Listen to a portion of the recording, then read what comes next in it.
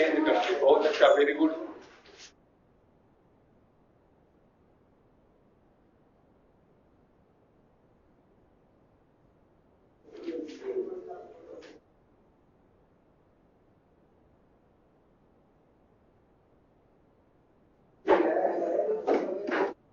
Understanding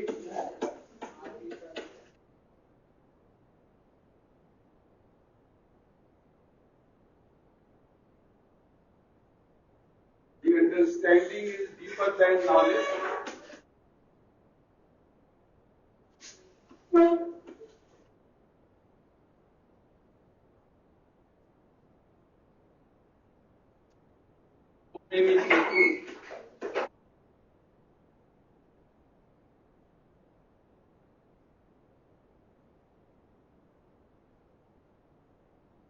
Know you only, but understand you.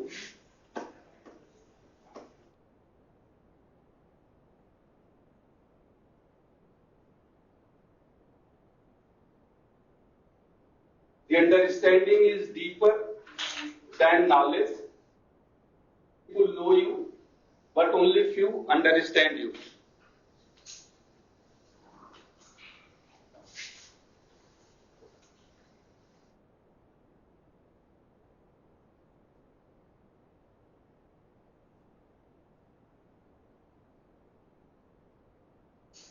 समझ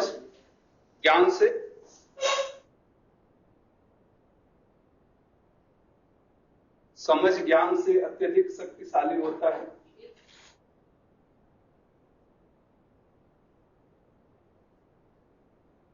समझ ज्ञान से अत्यधिक शक्तिशाली होता है।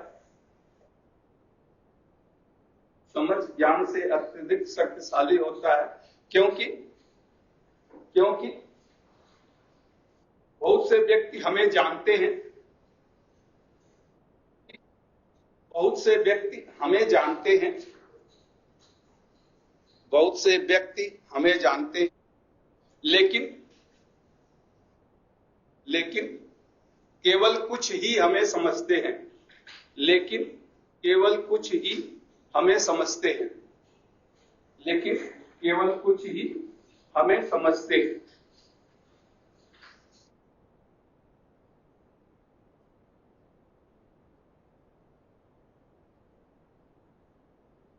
तो आज हम डिस्कस करेंगे कॉग्निटिव स्किल। पिछले क्लास में हमने ऑब्जेक्टिव बताया था कि ऑब्जेक्टिव क्या होता है, लर्निंग ऑब्जेक्टिव, ये मुख्य भाग है। तो लर्निंग और टेक्सानोमी का पार्ट से आए थे, तो टेक्सानोमी भी लर्निंग के ऊपर ही डिपेंड है।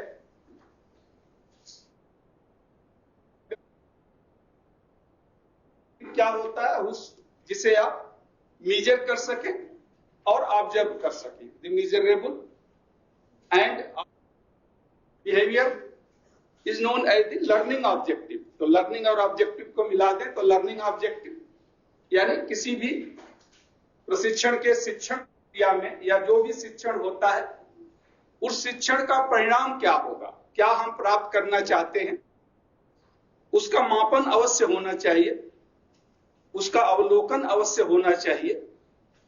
भी हम पता कर सकते हैं कि जिस उद्देश्य से शिक्षण कार्य यह संपन्न किया गया था, क्या वह पूरा हुआ कि नहीं। तो यह जरूरी है कि जो भी हम उद्देश्य बनाएं वो स्पष्ट हो।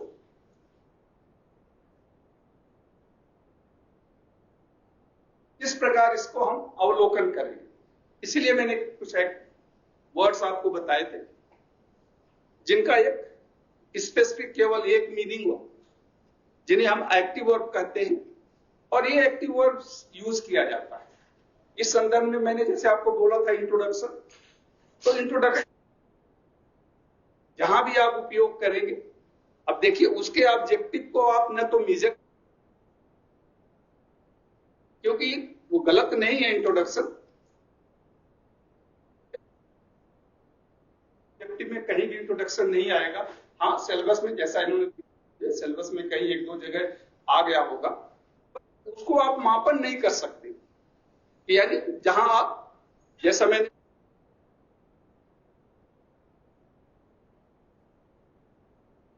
मापन कैसे करेंगे और करेंगे कि मैंने उद्देश्य प्राप्त कर लिया या नहीं प्राप्त किया। ठीक है, तो अब हम आते हैं कॉग्निटिव स्किल यानी ज्ञान की दक्षता। ज्ञान की दक्षता जो थियोरेटिकल क्लास में दिया जाता है, और इस थियोरेटिकल क्लास में ज्ञान की दक्षता जो आप देते हैं तो किस प्रकार देना चाहिए, यानी सरल से कठिन की ओर कैसे चलना चाहिए। टेक्सोनोमी में मैंने बताया इसके 6 क्रम होते हैं, सिंपल से कॉम्प्लेक्स की ओर। जैसे बिहेवियर्स में परिवर्तन होता है उसे ही सीखना कहते हैं, तो एक साधारण बिहेवियर फिर उससे ऐसे करके ये 6 हैं। मैंने 6 के नाम भी आपको बताए थे। नॉलेज से शुरू होता है, knowledge, comprehension, application, analysis, synthesis and evaluation. ठीक है, इवैल्यूएशन सबसे हाईएस्ट लेवल और नॉलेज सबसे सिंपल यानी पहला लेवल है। डिस्कस करेंगे आज कि ये नॉलेज थोड़ा थोड़ा शॉर्ट में मैं बताऊंगा, एक इनकी डिफिनीशन क्या है, कैसे आप समझ जाएंगे नॉलेज क्या है, अंडरस्टैंडिंग क्या है, और इनके साथ जो एक्टिव वर्ड्स जुड़े हैं तो कुछ स्पेसिफिक एक्टिव वर्ड्स मैं आपको लिखा दूंगा।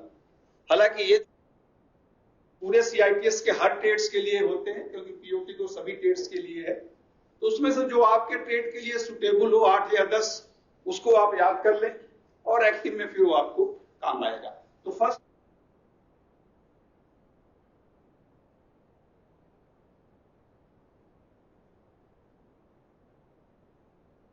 जो लोग पिछले हफ्ते नहीं आए थे, वो टेक्सोनोमी क्या होता, ऑब्जेक्टिव क्या होता, लर्निंग ऑब्जेक्टिव क्या है, ब्लूम्स की टेक्सोनोमी या फिर बेगर के वो जो 3-4 मॉडल हैं, एक बार आप देख लेंगे।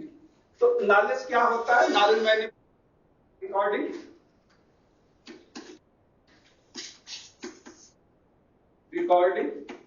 रिटेनिंग, रिकॉग्नाइजिंग,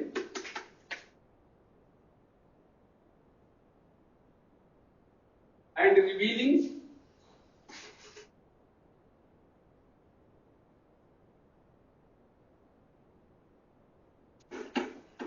the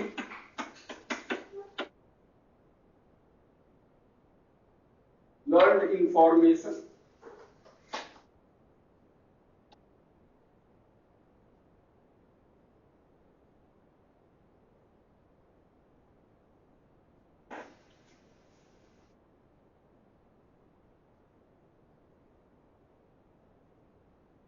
ये परिभाषा है, मैंने पहले भी लिखाया है, फिर भी रिकॉर्डिंग, रिटेनिंग,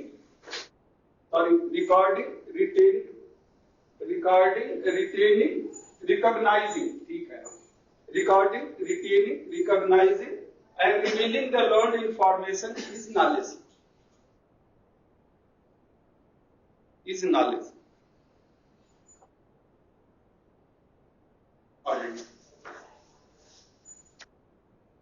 हिंदी में आप लिख ले, हो गया। किसी सूचना या तथ्य को रिकॉर्ड का मतलब याद कर लेना, यहां से किसी सूचना या तथ्य को याद कर लेना, उसे बनाए रखना, किसी सूचना या तथ्य को याद कर लेना, उसे बनाए रखना, जब आवश्यकता हो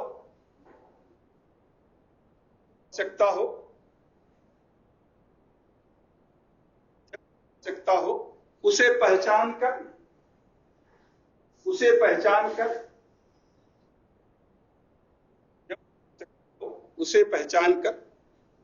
उसी प्रकार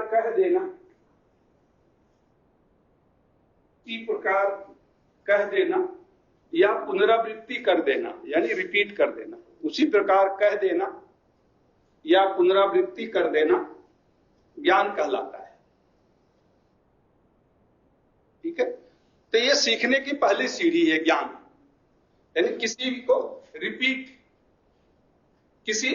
जो कुछ भी आप याद कर लेते हैं तो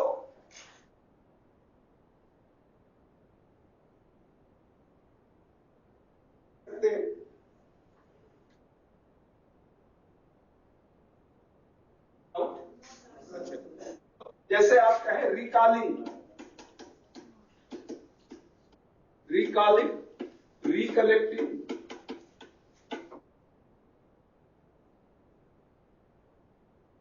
recognising,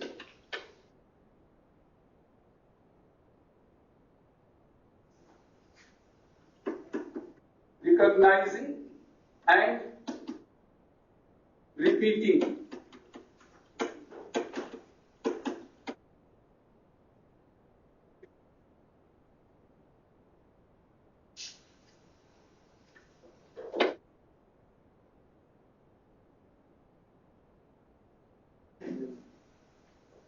Recalling, recollecting, recognizing and repeating is remembering. यानी याद कर लेना, उसे कहते हैं। बस उस याद कर लेना ज्ञान संबंधित ही है। जब किसी चीज को आप याद कर लेंगे तो वही ज्ञान हो जाता है आपका। तो किसी सूचना को रिकलेक्ट यानी पुनः स्मरण करना, पुनः स्मरण करना, किसी सूचना को पुनः स्मरण करना, पुनः व्यवस्थित करना, रिकलेक्ट यानी एक क्रम में पुनः व्यवस्थित करना, किसी सूचना को पुनः स्मरण करना, पुनः व्यवस्थित करना तथा पहचान कर उसे की पुनरावृत्ति कर देना, तथा उसकी पुनरावृत्ति कर देना रिमेंबरिंग कहलाता, यानी याद करना कहलाता है। उसकी पुनरावृत्ति कर देना याद करना कहलाता है, याद करना कहलाता है। ठीक है, तो किसी भी जो पहले कभी आपने कुछ सुना था, अब आवश्यकता हुई तो आपने माइंड पर जोड़ दिया, उसे रिकलेक्ट कर लिया या उसे फिर आपने रिकॉल कर लिया और पहचान के कि हाँ यही सूचना थी। नॉलेज को हम कैसे कहेंगे कि नॉलेज, तो रिमेंबरिंग दी, रिमेंबरिंग क्या है नॉलेज में? Remembering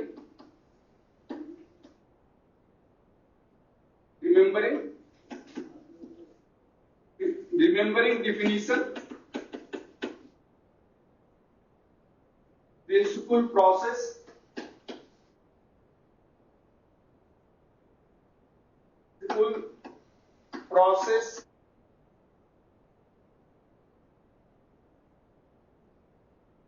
basic concept,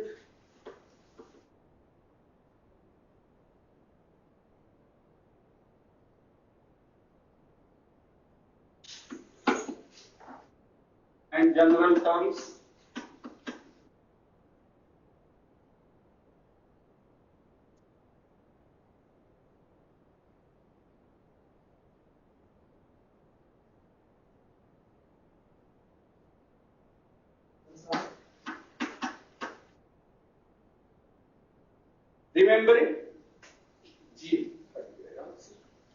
Remembering definition, principle, process, facts, basic concept and general.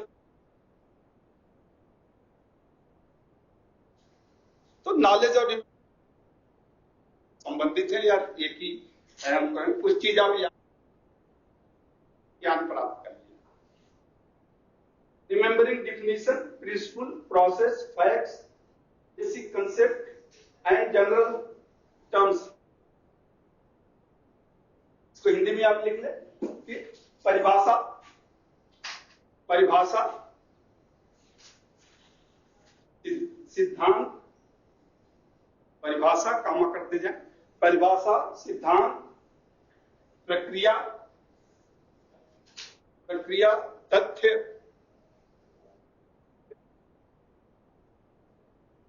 मूल अभिधारणा, बेसिक कंसेप्ट, मूल अभिधारणा, मूल अभिधारणा और सामान्य तकनीकी शब्द, और सामान्य तकनीकी शब्द टर्म्स को याद कर लेना, सामान्य तकनीकी शब्द को याद कर लेना ज्ञान कहते हैं।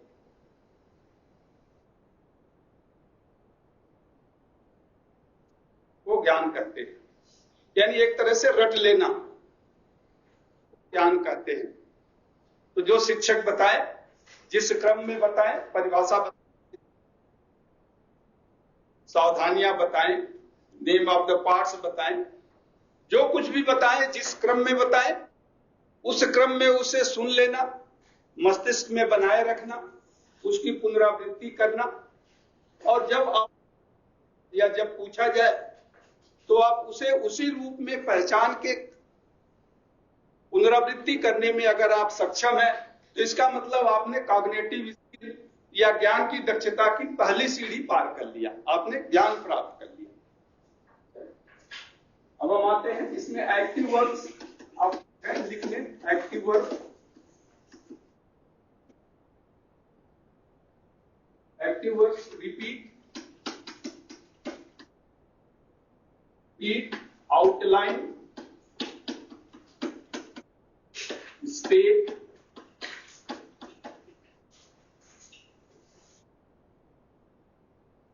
identify,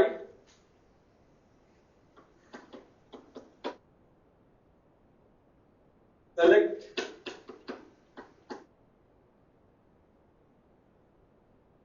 define,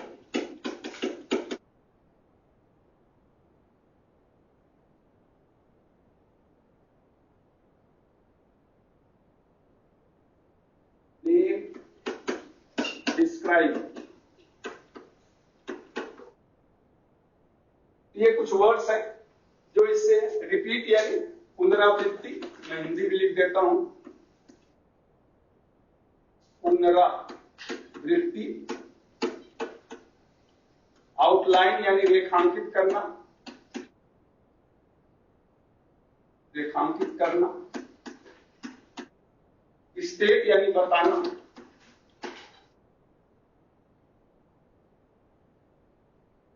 और आइडेंटिफाई यानी पहचानना,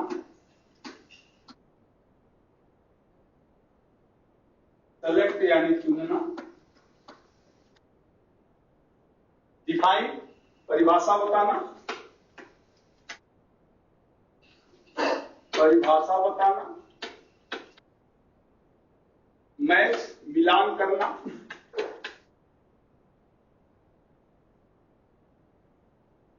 नेम नाम बताना, नाम बताना, और डिस्क्राइब विवरण बताना।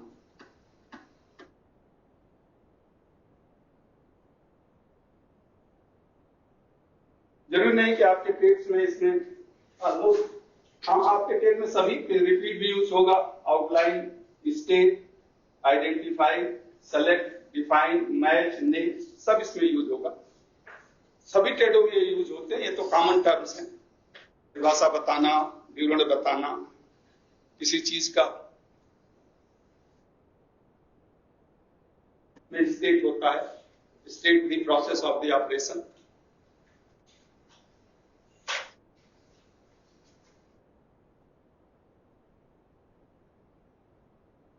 हो गया, बिठा दे।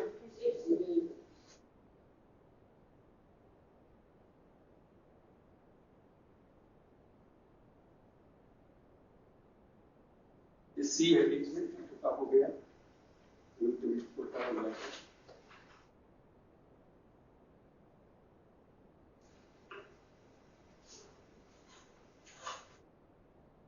इसको कैसे यूज करते हैं एक्टिव वर्ब्स को, तो अभी हम आगे आएंगे, जब लेसन 1 का फॉर्मेट आपको बताएंगे, तो उसमें ऑब्जेक्टिव में होता है, ऑब्जेक्टिव जैसे जहां ऑब्जेक्टिव होता वहां होता है,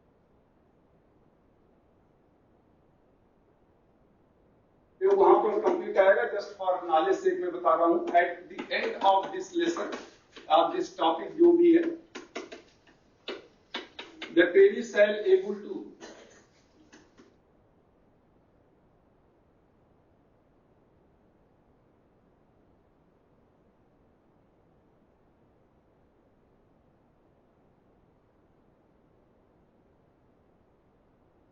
लेसन प्लान के फॉर्मेट में जो ऑब्जेक्टिव है, ऑब्जेक्टिव उसके बाद फिर 1, 2, 3 या 4 जो भी आपकी ऑब्जेक्टिव है, क्योंकि लेसन प्लान टीचर बनाता है और अपने लिए बनाता है। यानी आज के क्लास में जो भी उसका टाइम है 10 मिनट, 15 मिनट, आधा घंटा, 30 मिनट, 40 मिनट, 1 घंटे, तो उस टाइम इतना ऑब्जेक्टिव पूरा कर लेगा। आज क्योंकि 1 घंटे से ज्यादा आपको टाइम थियरी में नहीं मिलता है। थियरी का स्टैंडर्ड टाइम 45 मिनट का ही होता है और उसमें 5 मिनट का ब्रेक भी होता है। तो जनरली 4 ऑब्जेक्टिव या 3 ऑब्जेक्टिव भी हम रखते हैं। तो यहां पे जब इस शिक्षण के बाद या इस पढ़ाने के बाद, पाठ के बाद प्रशिक्षणार्थी क्या करने में सक्षम होगा, ये आप क्लास शुरू करने से पहले ही डिसाइड करते हैं। जैसे आज आप परिभाषा बता रहे हैं, सिद्धांत बता रहे हैं, कार्यविधि बताएंगे या नेम ऑफ द पार्ट्स बताएंगे, एडवांस जो भी आप बताएंगे, तो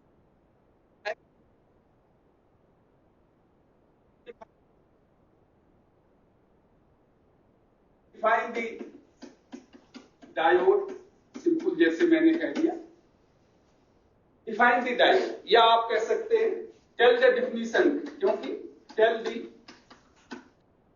डिफिनीशन ऑफ डायोड।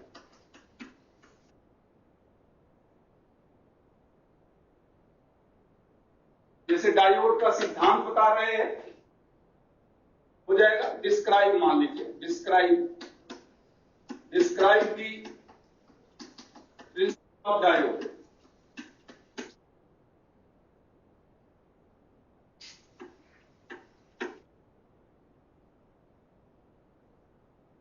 या जैसे आप बायसिंग बता रहे हैं, तो name the different type of biasing, name the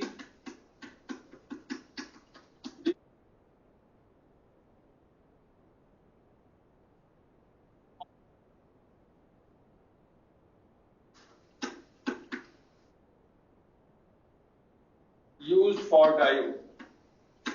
तो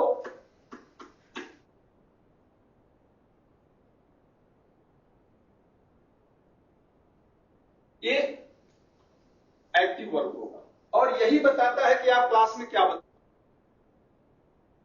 ये मैंने एग्जाम्पल दिया अभी, जैसे आप समझ जाएं कि हम ऑब्जेक्टिव पे इतना, एक्टिव वर्ब पे इतना क्यों दे रहे हैं, क्योंकि ऑब्जेक्टिव भी आपको गाइड करता है कि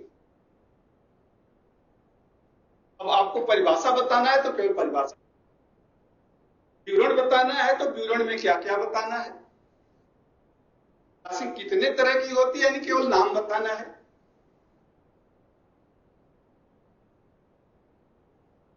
एक्सप्लेन यहां होता तो एक्सप्लेन करना है, लेकिन यहां केवल नेम है तो केवल नाम ही बताना है।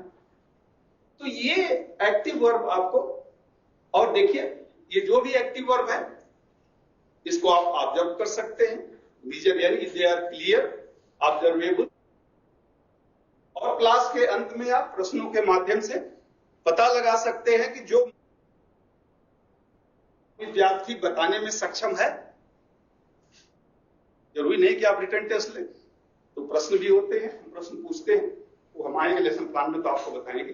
बट तो ये active verb play very important role, specially हमारे टेक्निकल या व्यवसायिक प्रशिक्षण में। एक टीचर को जो कम से कम 1 साल का व्यवसायिक प्रशिक्षण कर लेता है उसको ये तो आना ही चाहिए। और लेसन प्लान का जो रीड है वो यही है, मेन लेसन प्लान का जो मेन पार्ट है, मुख्य पार्ट है, ये एक्टिव पार्ट, ये आपका एक्टिव वर्ब्स। मैंने ज्ञान में आपको बताया कि ज्ञान यानी नॉलेज यानी पहली सीढ़ी जो है उसकी ऑब्जेक्टिव क्या क्या, उसका एक्टिव वर्ब्स क्या क्या है, सेलेक्ट है, स्टेट है, डिफाइन है, डिस्क्राइब है, नेम है, मैच है, आउटलाइन है। अगर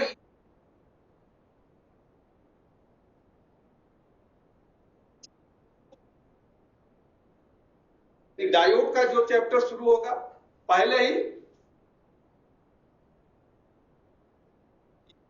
डिफेक्ट्स ऑफ डायोड से नहीं शुरू होगा कोई,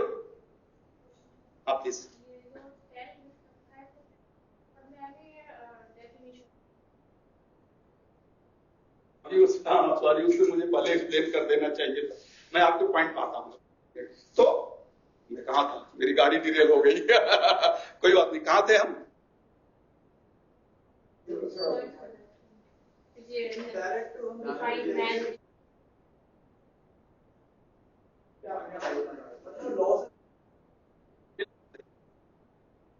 होता है, देखिए सिंपल से शुरू होता है कि मतलब इसकी परिभाषा या कहें थोड़ा सा जनरल इंट्रोडक्शन भी उसका,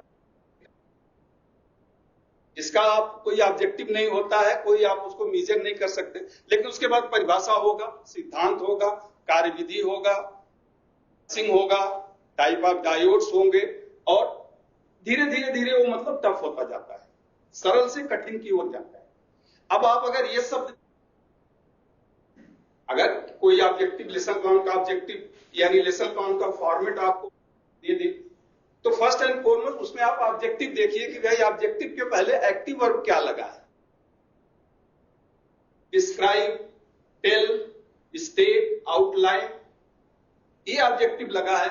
इसका मतलब आप पहला या ज्यादा से ज्यादा दूसरा क्लास होगा, मतलब क्या है, अभी जस्ट आपने स्टार्ट किया है, तो जो एक्सपर्ट होता है वो देख के ही बता देगा कि आपने स्टार्ट किया है या आप उस जो पढ़ा रहे हैं उसके बीच में पहुंच गए हैं या लास्ट में है। आप जैसे इवैल्यूएशन अगर जैसे इन्होंने कहा, क्योंकि डिफाइन और टेल दोनों एक्टिव वर्ड है, टेल आगे आएगा, में टेल आएगा, ऐसा नहीं है में टेल है, लेकिन उस टेल को आप एक्टिव में भी यूज कर सकते हैं, यानी जो वर्गीकरण किया गया है उसको आप दूसरे में भी यूज कर सकते हैं। कुछ ऐसे हैं जो कि 2 या 3 पार्ट्स में भी यूज होते हैं, टेल है, डिफेंड है, डिस्क्राइब है, एक्सप्लेन है, नरेट है, तो ये आप नॉलेज में भी यूज कर सकते हैं, में कहीं कहीं एप्लीकेशन में भी यूज होता है। तो ऐसा नहीं, बट उसका क्लियर हो कि आप क्या पढ़ाना चाहते हैं। मैंने कहा था ना कि ऑब्जेक्टिव स्टेट्स व्हाट इज, अब अगर आप देखें उसमें टैक्सोनॉमी मैंने 2, टीचिंग एंड टेस्टिंग, और दूसरा इंडिया वर्ल्ड कप हार गया इसलिए हमको क्या पढ़ा था क्या था, तो जिंदगी तो चलेगी भाई, इंडिया वर्ल्ड कप 3 बजे तक नींद नहीं आई, हार गया तो वही आता था यार, क्यों हार गया, इतना जीतता आ रहा था, तो ठीक है कोई बात नहीं, चलिए जिंदगी तो। पिछली बार मुझे याद है 2019 में हारा था, धोनी जो रन आउट हो गया था तब हारा था। उस समय मैं शिमला में था, शिमला में हमारा एक हफ्ते का ही प्रोग्राम चल रहा था टीचर्स के लिए ही, एनएसक्यूएफ का, एनएसक्यूएफ का टीचिंग प्रोग्राम चल रहा था। दिन में और उसमें सब इंस्ट्रक्टर थे, 20-25-30 साल के सर्विस वाले सब इंस्ट्रक्टर ही थे, शिमला के आसपास, मतलब पूरा हिमाचल से आए हुए थे, 30-35-40 इंस्ट्रक्टर्स थे। तो जब दूसरे दिन क्लास में गए तो बोले सर आज पढ़ने का मूड ही नहीं है, इंडिया तो हार गया सेमीफाइनल में। बोले यार जिंदगी तो चलती रहती है, हार जीत तो एक क्रम है, लेकिन जिंदगी थोड़ी ना रुकेगी, ये तो चलता रहेगा। हाँ दुख तो होता है कि जीतना चाहिए था, जीतना चाहिए, ठीक कोई बात नहीं, हम इधर आते हैं, छोड़िए। तो मैंने आपको टैक्सोनॉमी के द्वारा, जो it is a process of classification which helps the teacher या which helps the instructor decide what is worth teaching and testing। ये जो टैक्सोनॉमी आपका एक टैक्सोनॉमी है, ये आपको बताता है कि क्या यूजफुल है, क्या लाभदायक है पढ़ाना, और दूसरा सेलेक्ट करता है कि what to teach and what to test has been achieved, what to teach and what to test to know how much objective has been achieved, यानी मुझे क्या पढ़ाना है, क्षण कैसे करना है, जिससे मैं यह पता कर सकूं कि जो मैंने पढ़ाया था उसमें से इतना उद्देश्य मैंने प्राप्त कर लिया। तो ये एक्टिव वर्क बताएगा। अगर से पूछेंगे कि भाई डायोड की परिभाषा बताओ, विद्यार्थी ने वैसा बता दिया, इसका मतलब आपने ऑब्जेक्टिव अचीव कर लिया। हाँ, इनके पर आता हूं मैं। डिफिनीशन और टेल, ये देखिए डिफाइन, मैंने उसमें लिखा है ना डिफाइन। अब डिफाइन, डिफिनीशन जहां अगर आपने लिख दिया, या तो आप लिखे डिफाइन द डायोड में लिखेंगे, तो जहां डिफिनीशन लिखते हैं, या तो आप लिखे डिफाइन द डायोड, करेक्ट है। नहीं तो अगर आप डिफिनीशन लिखना चाहते हैं तो डिफिनीशन एक एक्टिव वर्ब में नहीं आता है, तो उससे पहले एक एक्टिव वर्ब लगाना पड़ेगा, टेल या स्टेट या एक्सप्लेन या डिस्क्राइब, कुछ भी। तो ये टेल एक एक्टिव वर्ब है, कि दोनों में से कोई एक, दोनों सही है। या तो आप लिखें डिफाइन द डायोड, क्योंकि डिफाइन एक एक्टिव वर्ब है, लेकिन अगर आप डिफिनीशन लिखना चाहते हैं तो डिफिनीशन से पहले एक एक्टिव वर्ब लगाना पड़ेगा, टेल है, स्टेट है। तो दोनों में से कोई एक आप लिख सकते हैं, औरों के लिए नहीं, बट डिफाइन के लिए। डिफिनीशन का मतलब है परिभाषा बताना। अब हिंदी में बताना कहेंगे तो इंग्लिश में टेल आएगा, टेल या स्टेट। और अगर डिफाइन सेल को एक्सप्लेन कर देता है कि परिभाषा, लेकिन अगर आप डिफिनीशन लिखेंगे तो उससे पहले एक एक्टिव वर्ब लिखना पड़ेगा। ये फर्क है, नहीं तो दोनों में कोई फर्क नहीं। ठीक है, तो इसलिए एक्टिव वर्ब बहुत इंपॉर्टेंट है, इस पर आपको इसलिए तो पहला ये फर्स्ट हो गया। जो भी बताया जाए, जिस क्रम में बताया जाए, जैसे छोटे बच्चे रट लेते हैं, तो रट के उसे उसी क्रम में बता देना, ये पहला है। अब दूसरा,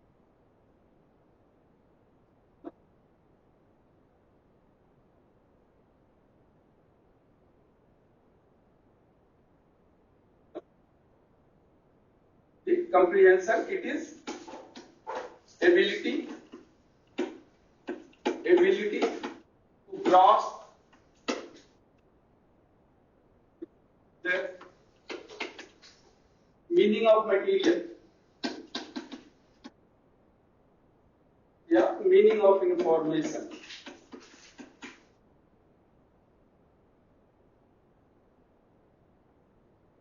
Ability to grasp the meaning of information, एक दो पॉइंट इसमें लिख ले, फिर मैं एक साथ हिंदी बताता हूं। The learning outcome,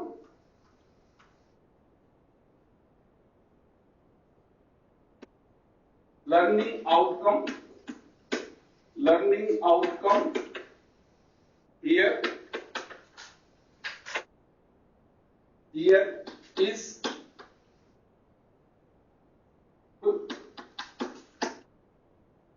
more than simple remembering,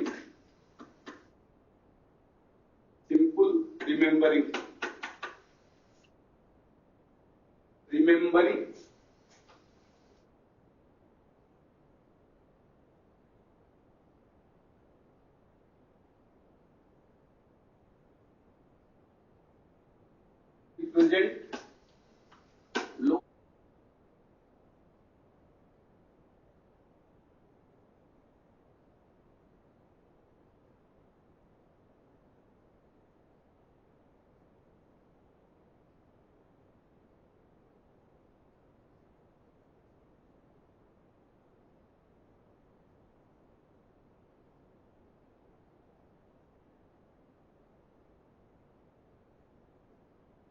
हिस्सा आप लिख लें। Train is to internalize the information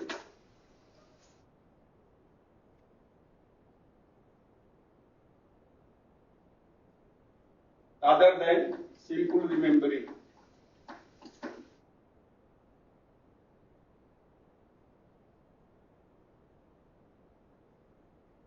Other than simple remembering.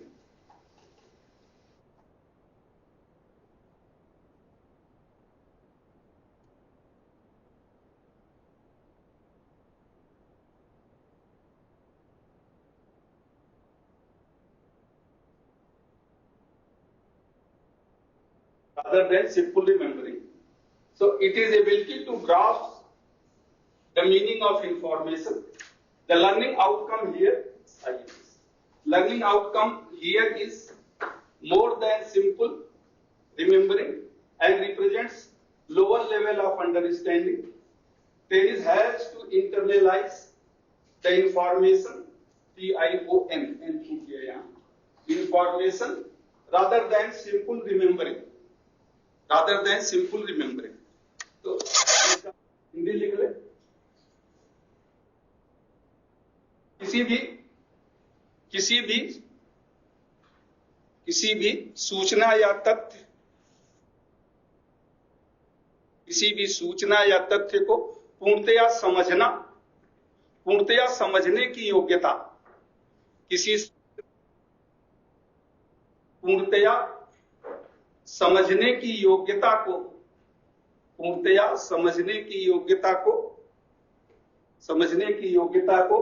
समझ कहते हैं। समझ या कंप्रीहेंशन, समझ कहते हैं।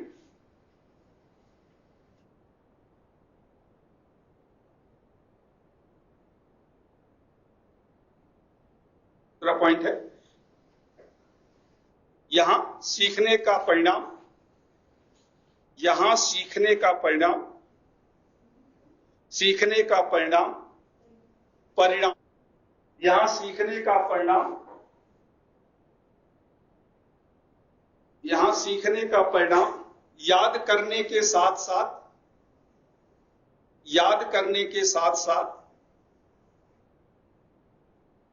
याद करने के साथ साथ याद किए गए तथ्यों को, यहां सीखने का परिणाम याद करने के साथ साथ याद किए गए तथ्यों को समझना भी होता है।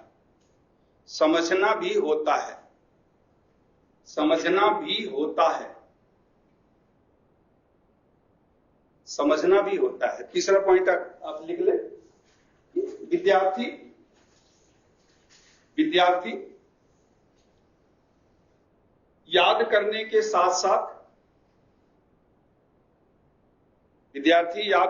साथ साथ सूचनाओं को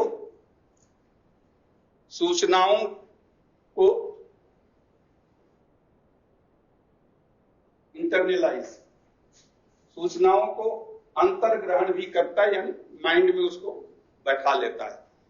सूचनाओं को अंतर्ग्रहण भी करता है। विद्यार्थी याद करने के साथ साथ सूचनाओं को अंतर्ग्रहण भी करता है। अब यहां आप देखिए कि अंडरस्टैंडिंग नॉलेज से अलग है, क्योंकि पहला understanding the knowledge of information is essential, यानी जब आप ओम्स लॉ की परिभाषा रट लेंगे तभी आप बता पाएंगे कि एक ओम्स लॉ में रेजिस्टेंस या वोल्टेज या करंट में क्या संबंध, तो यह संबंध नहीं बता पाएंगे। It is essential to know the information, comprehension of the information, यानी किसी भी सूचना को समझने के लिए उस सूचना का ज्ञान भी आवश्यक है।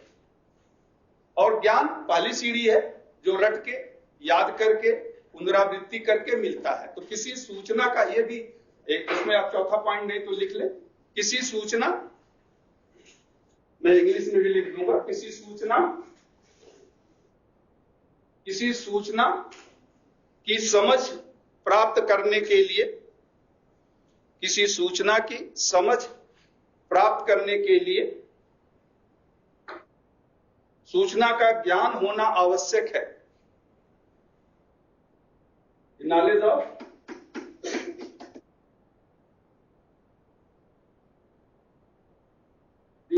Of information, the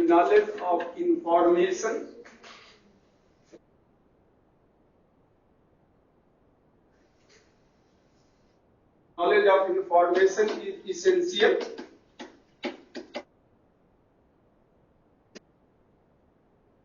to comprehend the information,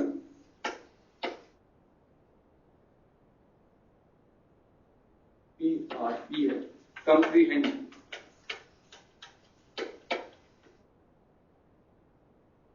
SEND, last में छूट गया, to comprehend the information.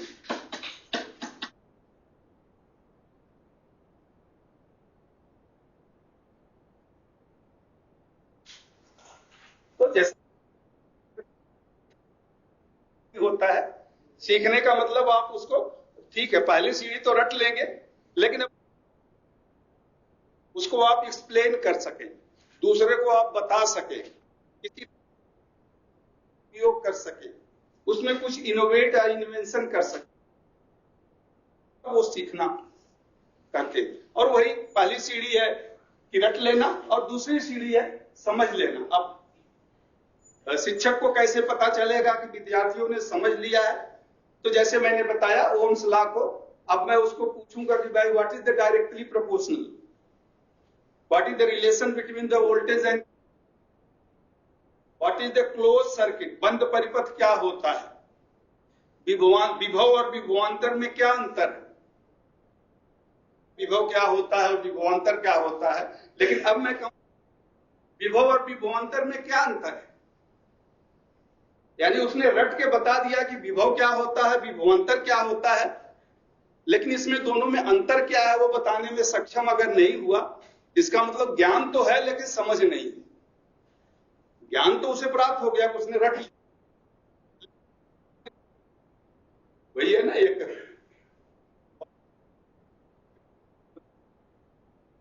तो उत्तराखंड के जंगल में कोई ऋषि महात्मा पूजा करते थे, तो उस जंगल में एक दिन बहेलिया आया और 2 4 10 20 तोतों को पकड़ के ले गया। तो महात्मा ने सोचा यार मेरे ही जंगल में ये तो हिंसक कार्य हो रहा है, जितने तोता थे सबको इकट्ठा किया और उनको पाठ पढ़ाना शुरू किया। आप जानते हैं तोता तो जो आप बोलोगे धीरे धीरे वो बोलने लगेंगे, तो उन्होंने एक कविता उनको सिखाया कि बहेलिया आएगा, जाल बिछाएगा, दाना डाल।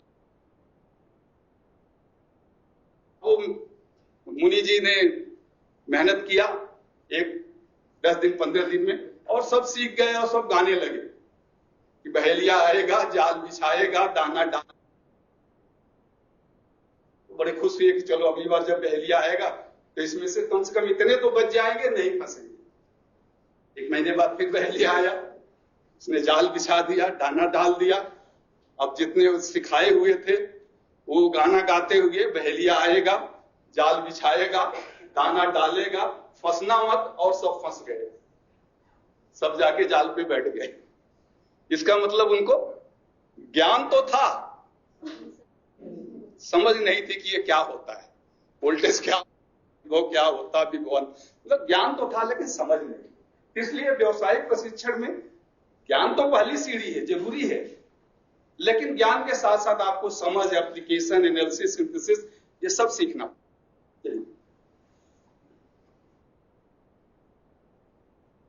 अब इसका एक्टिव वर्ब लिख लें।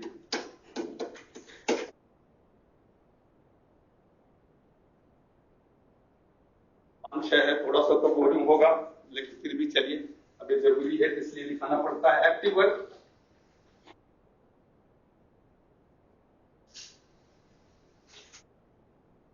infer, predict, estimate,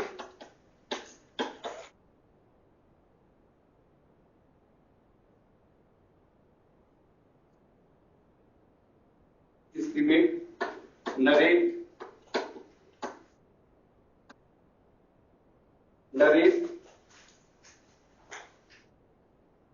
give example,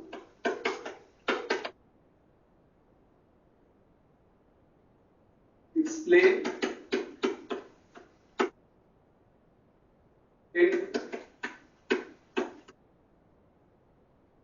generalize।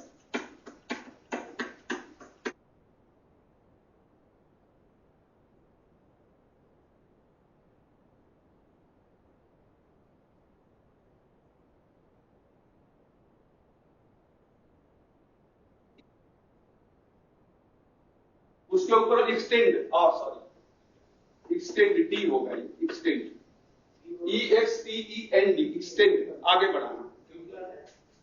Explain, give example, वो हो गया EXAM, give example, explain, extend, EXTEND, generalise, tell यानी बताना, इन्फर मान लेना, मैंने पहले भी बताया था आपको, इन्फर मान लेना, प्रिडिक्ट भविष्यवाणी करना या संभावनाएं क्या होंगी, संभावनाएं बताना, भविष्यवाणी करना या संभावनाएं बताना। क्योंकि हम ज्योतिषी नहीं है, टेक्निकल में हम कहेंगे संभावनाएं बताना। एस्टीमेट, अनुमान लगाना, अनुमान क्या मटीरियल या क्या कैसे होगा। नरेट, व्याख्या करना,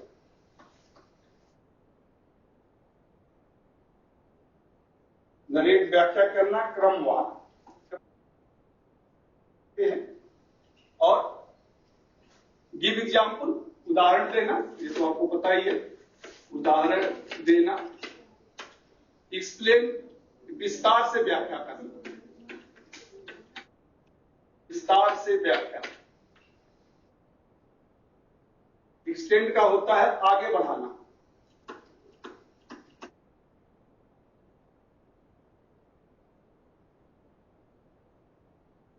जनरलाइज यानी सामान्य करना। ये ड्राफ्टिंग और उसमें एस्टिमेशन और ये सब यूज होता है। Generally predict, estimate, generalise, extend, ये सब नॉन मैकेनिकल जैसे डॉक्यूमेंट, सिविल है, डॉक्यूमेंट मैकेनिकल से उसमें ये सब टर्म्स ज्यादा यूज होते हैं। तो आपका जैसे टेल है, इन्फर है, नरेट है, गिव एग्जाम्पल है, एक्सप्लेन है, ये सब 3-4 वर्ड्स आप इसमें से याद कर सकते हैं।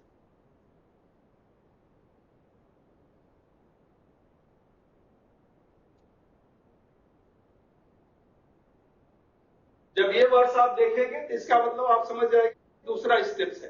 अब परिभाषा, एक दिन का क्लास खत्म हो गया, दूसरा परिभाषा को अब या सिद्धांत को एक्सप्लेन करना है। सेकंड लेवल ऑफ बिहेवियर आप इसे कर सकते हैं। ये सेकंड लेवल ऑफ बिहेवियर हो गया। अब मैं थोड़ा सा यहां पर आपको, जैसे वहां पे जनरली इसमें कंफ्यूजन होता है, define, describe, narrate, explain and narrate.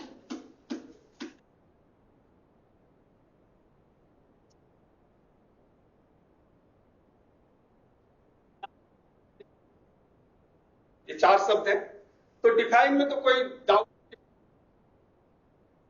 तो किसी चीज की परिभाषा बिल्कुल 2 या 3 लाइन में या 4 लाइन, शब्द जो होता है उस शब्दों को आप इधर से उधर नहीं कर सकते। चाहे आप कोई भी परिभाषा ले लें, चाहे आप 7th 8th में आर्किमिडीज का सिद्धांत पढ़े हो, या फिर आपने ओम्स लॉ पढ़े हो, बॉयल्स लॉ पढ़े हो, चार्ल्स लॉ पढ़े हो, जो गैस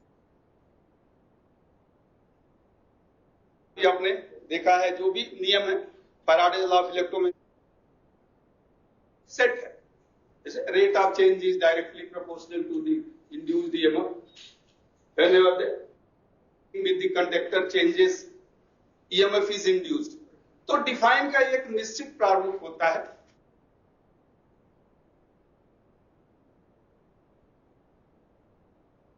डिफाइन के बाद, क्योंकि डिफाइन में आपको कुछ भी अपने तरफ से नहीं जोड़ना होता है, वो एकदम सटीक परिभाषा है।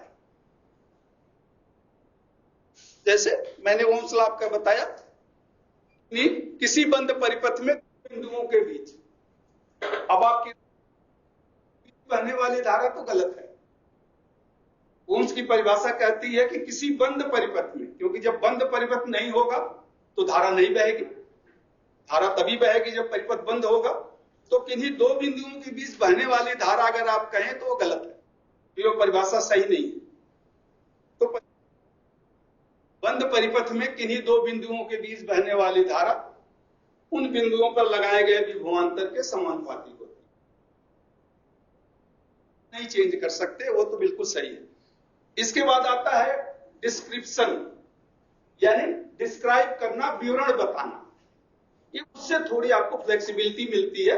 यहां आप 4 लाइन 6 लाइन कोई विवरण, जैसे सिद्धांत होता है, जैसे Faraday law of electromagnetic induction, ये है नियम है, आप बता के उसके नीचे थोड़ा सा एक्सप्लेन कर सकते हैं, थोड़ा सा आप बता सकते हैं कि भाई फ्लक्स क्या होता है, थोड़ा सा उसमें आपको सिद्धांत में कोई एक छोटी सी प्रक्रिया है, जैसे डायोड का फॉरवर्ड और रिवर्स बायसिंग है, तो वहां आप डिस्क्राइब लिख सकते हैं, वो डिस्क्राइब होता है विस्तार से, जैसे कार्यविधि हुआ।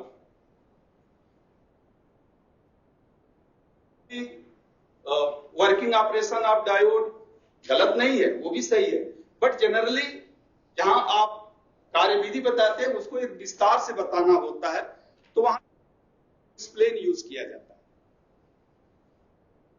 लिखेंगे तो गलत नहीं होगा, कोई उसे गलत नहीं कहेगा, बट ये जरूर कहेगा कि आपको पीओटी का या एक्टिव वर्ड्स का नॉलेज नहीं है।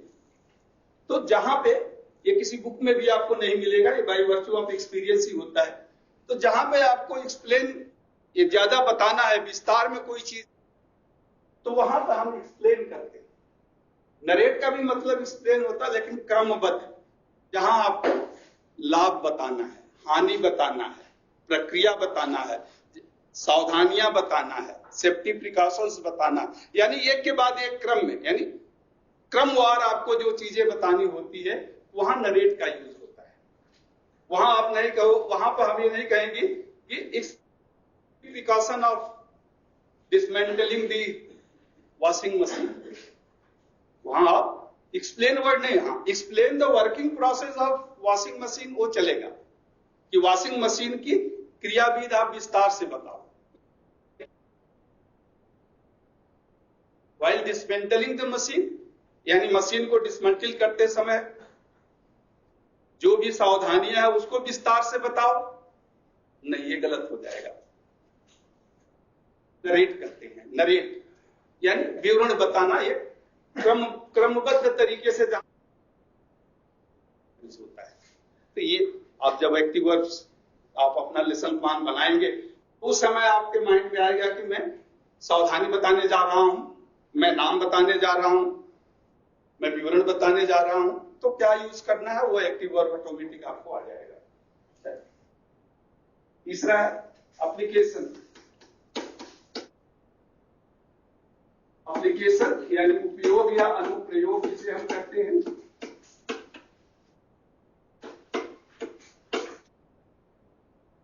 है उसका उपयोग कहां करेंगे, तो ability to use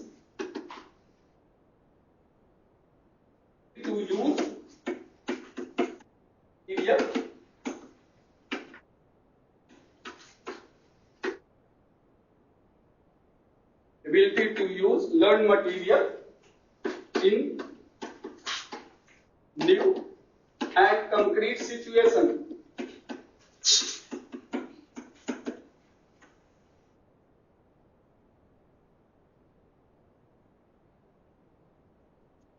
in point लिखने फिर मैं बताता हूं। लर्निंग आउटकम जो उसमें लिखा है बिल्कुल उसी पैटर्न पर हम चलेंगे जिससे आपको याद करने में इजी हो। Learning outcome requires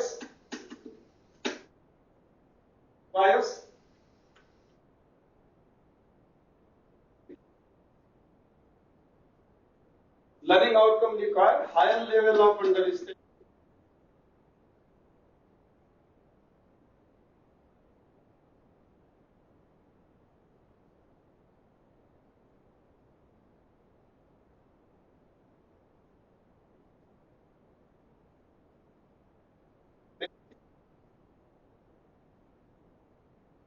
is uses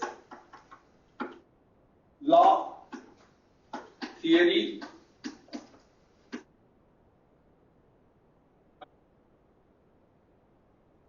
formula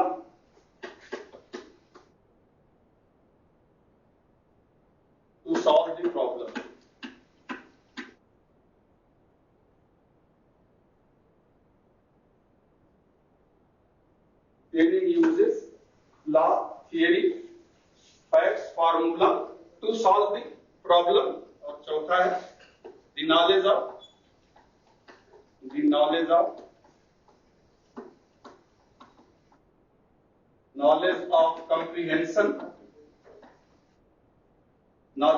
comprehension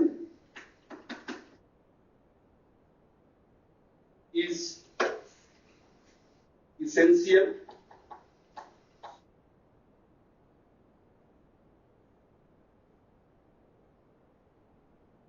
to apply the information.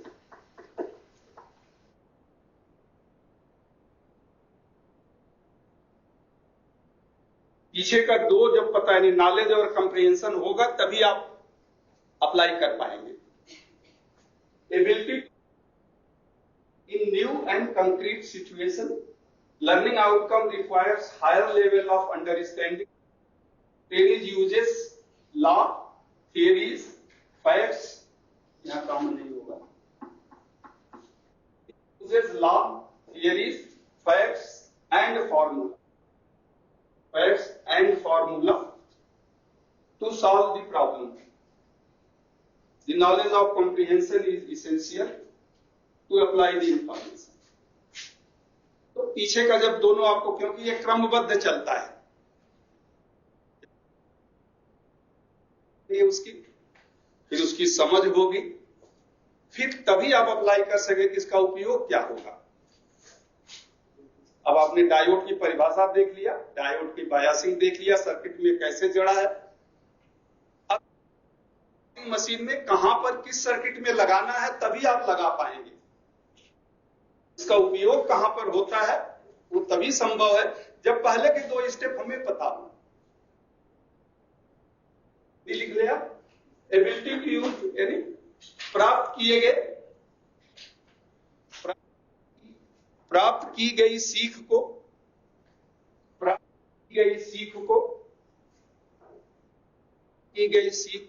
नवीन और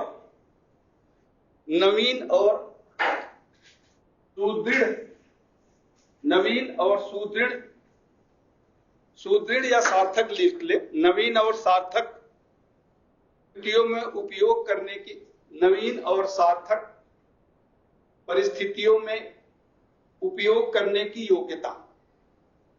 नवीन और सार्थक परिस्थितियों में उपयोग करने की योग्यता.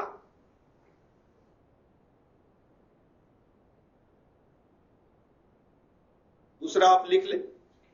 यहां पर सीखने का परिणाम,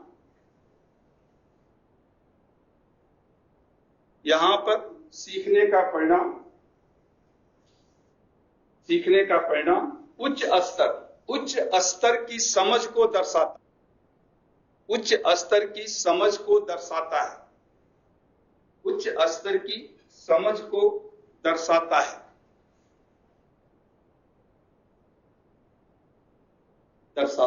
तीसरा आप लिख ले.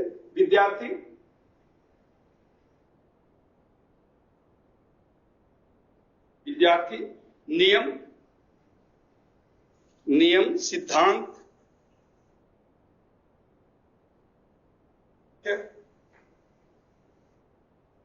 और सूत्र, यानी फार्मूला, और सूत्र का उपयोग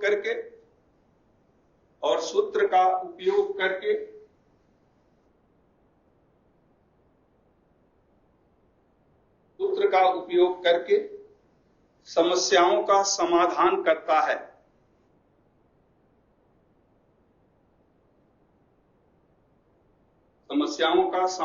करता है.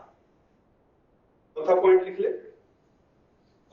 सूचना का उचित उपयोग करने के लिए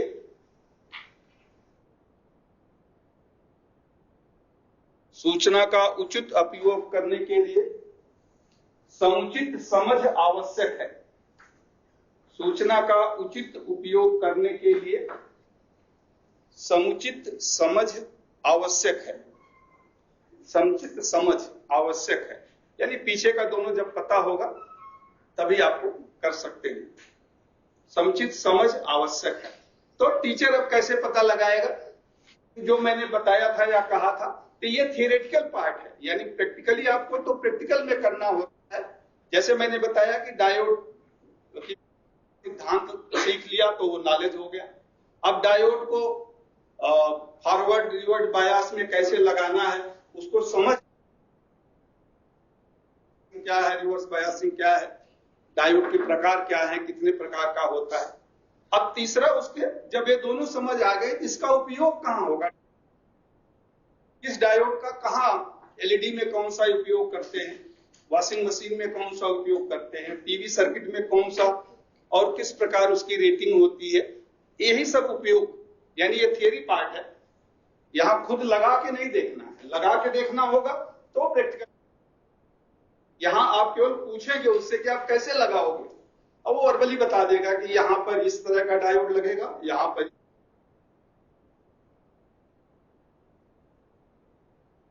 हो गया, इसका मतलब ज्ञान की तीसरी सीढ़ी पार कर गया, तो नॉलेज उसको मिल गया, नॉलेज कॉम्प्रिहेंशन और एप्लीकेशन आ गया, active work.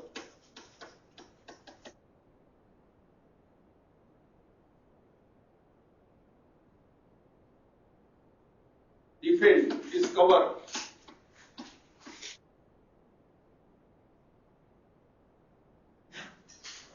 Modify, manipulate, solve, so, solve, so, change, compute, operate, use, proceed,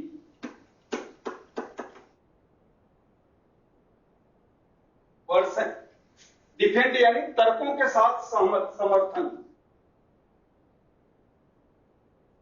के साथ समर्थन।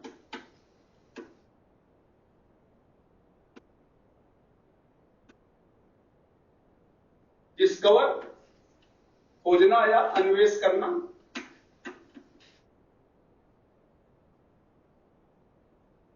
जैसे फॉल्ट है कोई पता करना। मॉडिफाई यानी कुछ सुधार करना। मैनिपुलेट जैसा मैंने कहा था हस्त कौशल, हाथ से कोई काम करना, बताना। सॉल्व, समाधान, दिखाना, शो यानी दिखाना, शो यानी दिखाना। चेंज, परिवर्तन करना, चेंज यानी परिवर्तन। कंप्यूट, गणना, कोई गणना।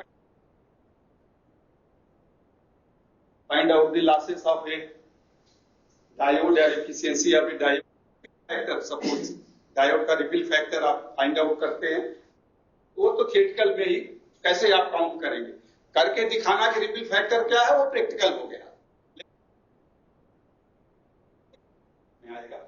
ऑपरेट, चलाना।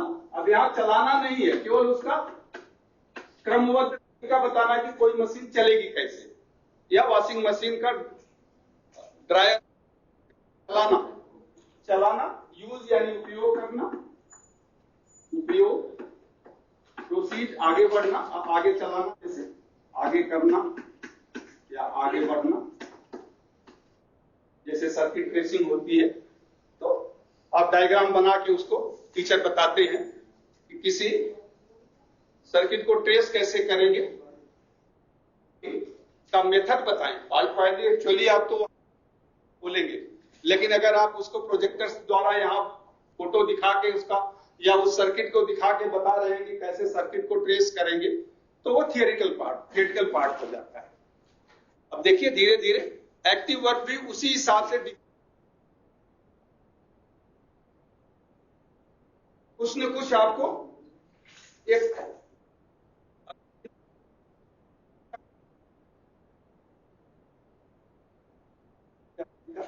यहां देखें, डिफेंड यानी तर्कों के साथ समर्थन, कि फॉरवर्ड बायसिंग और रिवर्स मैं पूछ दूं कि डायोड अगर रिवर्स बायसिंग में करेंगे तो करंट क्यों नहीं बहेगी, तो आप उसको डिफेंड करेंगे तो तर्क देंगे कि इस कारण से नहीं बहेगी, या इसका ये कैरेक्टरिस्टिक्स आप बताएंगे। डिस्कवर यानी कोई नई चीज खोजना, कोई फॉल्ट। यहाँ डिस्कवर का मतलब ये नहीं कि कोई नई चीज खोजना, कोई फॉल्ट है कि मशीन काम क्यों नहीं कर रही है, क्या कमी है। मॉडिफाई सुधार करना। हस्त कौशल यानी हाथ से किसी कार्य को, यानी स्क्रू ड्राइवर को कैसे पकड़ते, जब वो शिक्षक बताते हैं, वो केवल बताते हैं, यहाँ कैसे आप करेंगे वो प्रैक्टिकल में होगा, लेकिन कैसे आप स्क्रू ड्राइवर को पकड़ेंगे जिससे आप सावधानी से काम कर न लगे, या बताना, वो सब थियरी में आता है। सॉल्व यानी समाधान, किसी समस्या का कोई सर्किट काम नहीं कर रही है या ड्राई सोल्डरिंग हो गया है तो समाधान कैसे आप करेंगे। शो यानी दिखाना, केवल सर्किट डायग्राम को दिखा के किसी चीज को बताना। परिवर्तन करना, गणना करना, ऑपरेट, यूज एंड प्रोसीड। तो ये एप्लीकेशन पार्ट है, उसी तरह से बढ़ता जाता है। कोई डाउट, कोई पूछना है? क्या बात, बड़े सीरियस हो गए?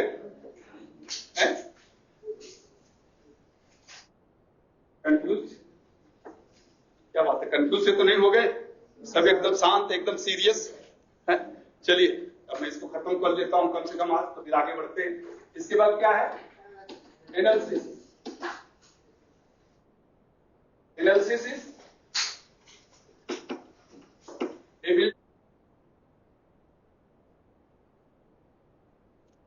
ability to break down,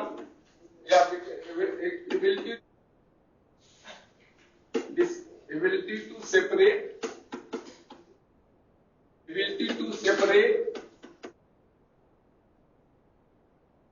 different part of the material,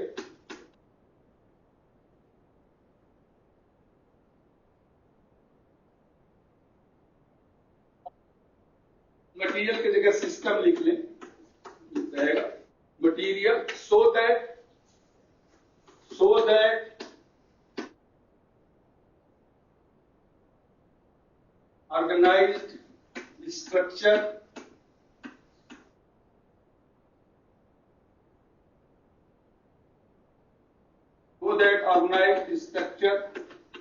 can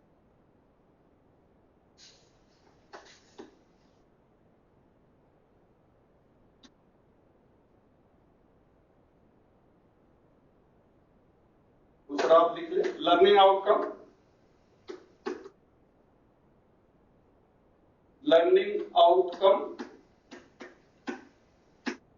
requires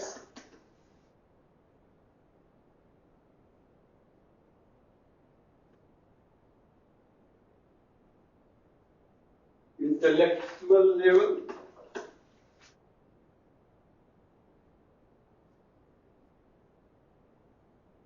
as it need the awareness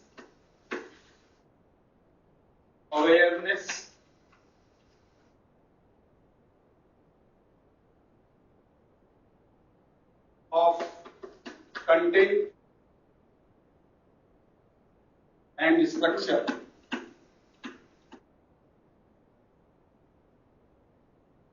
As it needs, the learning outcome requires intellectual level as it needs the awareness of content and structure. And the awareness of content and structure. Ability, तीन point में खत्म करते हैं इसको। Ability of application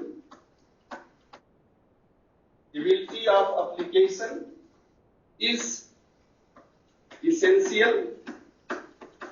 Ability of application is essential for analysis.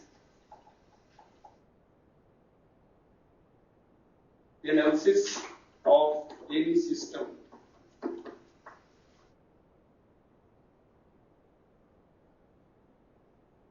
Ability of application is essential for analysis of any system. Ability to the different parts of a system so that organized structure can be understood. Learning requires intellectual level as it need the awareness of content and structure. Ability of application is essential for analysis of any system. चौथा point भी जोड़ सकते हैं, but ठीक है, 3 इसको याद रखें, कोई दिक्कत नहीं है। हो गया, हिंदी में आप लिख लें इसका। किसी तंत्र सिस्टम यानी तंत्र या उपकरण भी लिख सकते हैं ब्रैकेट में, जिससे आपको और अच्छी तरह समझ में आए। किसी तंत्र ब्रैकेट में उपकरण लिख ले को उसके भागों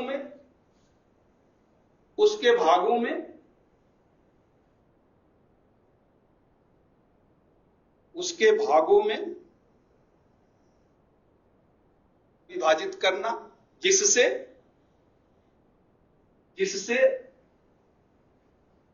उसकी व्यवस्थित संरचना का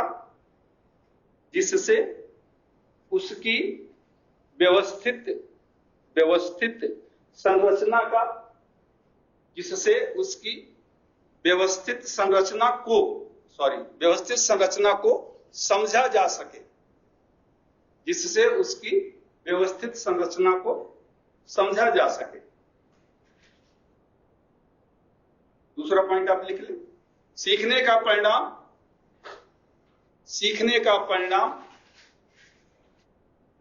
इस स्तर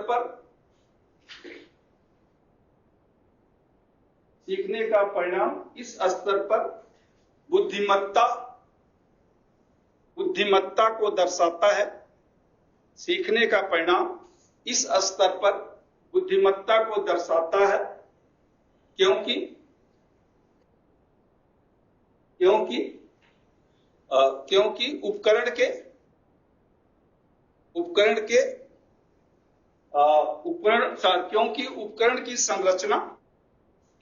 उपकरण की संरचना तथा उसके विवरण का ज्ञान होना आवश्यक होता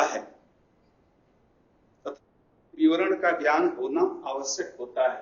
तीसरा पॉइंट आप लिख लें कि विच्छेदन करने के लिए, एनालिसिस यानी विच्छेदन, हिंदी में उसे विच्छेदन कहते हैं या अलग अलग करना। विच्छेदन करने के लिए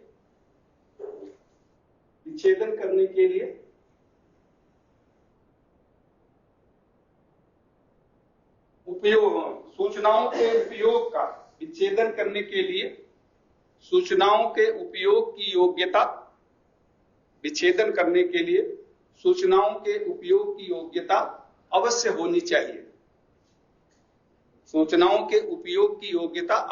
चाहिए। तो जब तक किसी सिस्टम को आप डिसमेंटल नहीं करेंगे, विच्छेदन करने के लिए सूचनाओं के उपयोग की आवश्यकता अवश्य होनी चाहिए। तो जब तक किसी सिस्टम डिसमेंटल नहीं करेंगे, तब तक उसमें कौन कौन से पार्ट है, उसका क्या आपसी रिलेशन है, क्या उसका फंक्शन है, कैसे आप उसको, इस सब जो व्यवस्थित स्ट्रक्चर है, इसका पता नहीं चलेगा। टीचर कैसे समझेगा कि आपने इस चौथे स्तर को सीख लिया है, जब आप जैसे वॉशिंग मशीन को डिसमेंटल करने के बाद उसके डिफरेंट पार्ट्स को पहचान सके, डिफरेंट पार्ट्स का कार्य क्या को देख सके, या जो आईसीज हैं, डायोड है, ट्रांजिस्टर्स हैं, एम्पलीफायर्स हैं, उनका आप नाम बता सके उनकी, और उनका आपसी रिलेशन क्या है एक दूसरे का। ये सेक्शन है दूसरे सेक्शन के लिए, जैसे ड्राइंग सेक्शन है या फिर वॉशिंग सेक्शन है, तो जो इस दूसरे सेक्शन के लिए कैसे उपयोगी है, डिफेक्ट आएगा तो कैसे सुधार करेंगे। तो ये जब आप जान लेते हैं तो टीचर समझ जाता है कि आपने इस योग्यता को प्राप्त कर लिया है। चलिए इसका एक्टिव वर्ब लिख लें।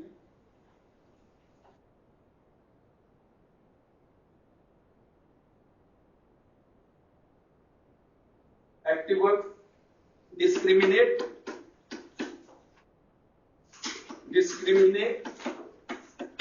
Differentiate,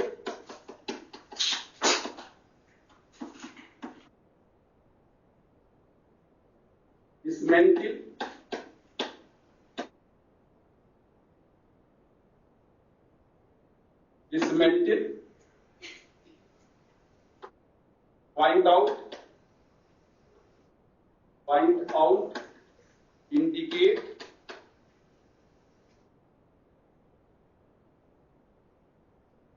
point out, indicate, separate, divide.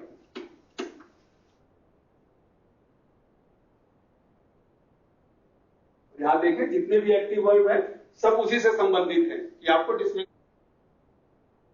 Discriminate यानी पहचान कर अलग करना, पहचान कर अलग करना,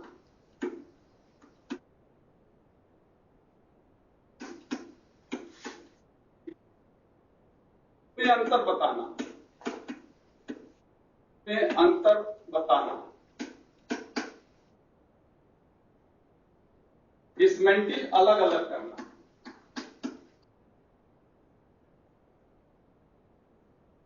पॉइंट आउट इंगित करना, इंडिकेट दर्शाना या वही इंगित करना, एक ही दर्शाना, संकेत करना,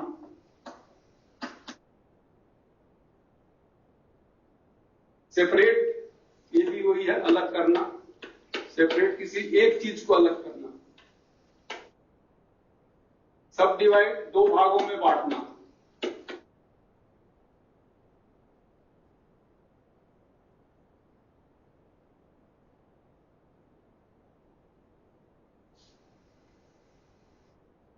और भी बहुत से हो सकते हैं, मैं कम ही लिखा रहा हूं आपको जिससे ज्यादा कंफ्यूज न हो, आप कम से कम इतना तो याद रख सकते हैं।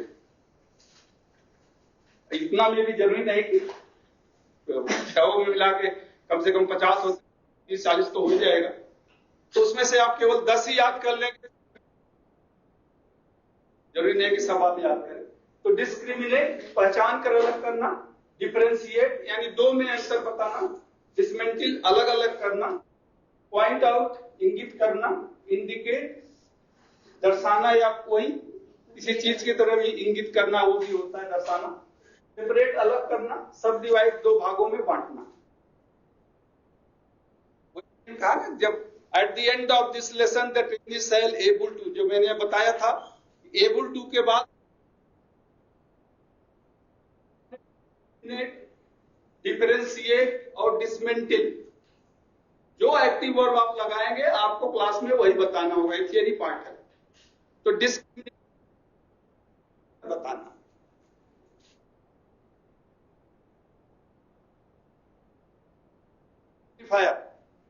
या कोई डिजिटल आईसी या डायोड या एनपीएन ट्रांजिस्टर, पीएनपीएन ट्रांजिस्टर, या कोई सिंक है, हीट सिंक, आप कोई सर्किट खोले बैठे बोले हीट सिंक कहां है दिखाओ बताओ, तो यहां पर फिर आपको पहचानना पड़ेगा हीट सिंक क्या होता है, पीएनपी ट्रांजिस्टर कहां है, ऑपरेशनल एम्पलीफायर कहां पर लगा है, या वोल्टेज रेगुलेटर या रेक्टिफायर्स लगे हैं तो कहां पर लगे, वो किसी चीज को पहचान के बताना, वो डिस्क्रिमिनेट होता है।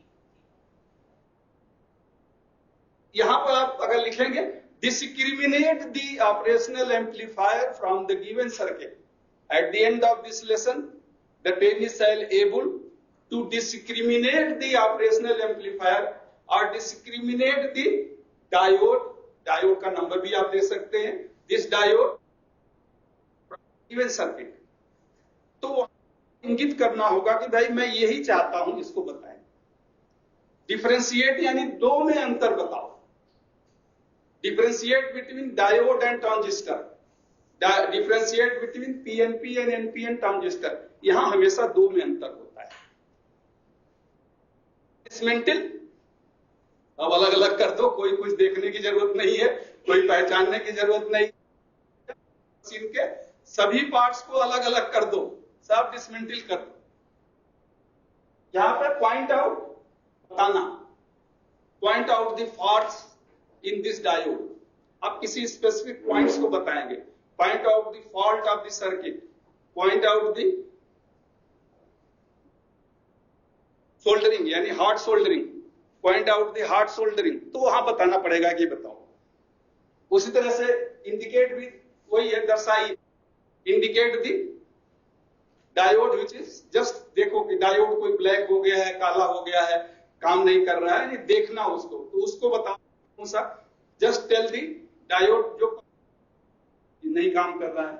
सेपरेट, किसी एक चीज को अलग करना, यहां डिसमेंटल यानी सब भागों को अलग करना, किसी एक भाग को, मैं वहां नाम नहीं बताऊंगा, डिसमेंटल यानी one part of the generator, मैं वहां नाम नहीं बताऊंगा कि आप उसको, आप उसका फील्ड कॉइल या फिर आर्मेचर कॉइल, नहीं, डिसमेंटल यानी वन पार्ट, दो भागों में बांटना, दो भागों में बांटिए। चलिए, बड़ा सीरियस हो रहा है। जब रामचंद्र जी का धनुष तोड़ दिए जनकपुर में, तो कौन आया था वहां पे? परशुराम जी बड़े क्रोधित हो के आए कि किसने धनुष तोड़ा। तो सब लोग डर गए, सब राजा अपना नाम बताते कि मैं हूं, मैं उनका बेटा हूं, सबको भगाते, गुस्से में थे ही। लक्ष्मण जी कुछ बोले तो और गुस्सा हो गए। तो रामचंद्र जी ने कहा कि हाथ जोड़ के, तू इस धनुष को तोड़ने वाला आपका हुई है, को एक दास तुम्हारा, नाथ संबुधन भंजन हारा, हुई है को एक दास तुम्हारा, कि आपका कोई दास ही होगा जो इस भगवान शंभू के धनुष को तोड़ा है। तो मुनि जी ने क्या बोला? सुनहु राम जय शिव धन तोड़ा, सहस बाहु सम सोरिपु मेरा, सहस बाहु सम सोरिपु मेरा, सो बिल गाय बिहाई समाजा। क्या मतलब हुआ? नहीं पता। सो बिल गाय, बिल गाय मीन्स अलग हो जाओ, सो बिल गाय बिहाई समाजा, न तुम्हारे जय हैं सब राजा।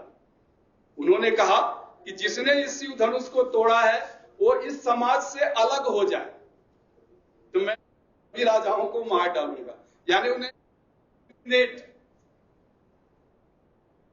विश्वामित्र जी ने कहा डिस्क्रिमिनेट हो जाओ जिसने तोड़ा है। उन्होंने ये नहीं कहा कि डिफरेंशिएट करो या डिसमेंटल करो, नो, डिस्क्रिमिनेट, जिसने भी तोड़ा है वो अलग हो जाओ। तो उसका तो आपने फेसबुक पे या उस पर देखे होंगे, इस पर कितने चुटकुले। इंस्पेक्टर गया स्कूल में और पूछा किसने धनुष तोड़ा है, किसने धनुष तोड़ा था, बच्चे से पूछ दिया इंस्पेक्टर ने, तो उसने कहा कि सर मैंने नहीं तोड़ा, उसने तोड़ा। तो टीचर को पूछ, टीचर ने कहा कि सर आप चिंता मत करिए, मैं पता करके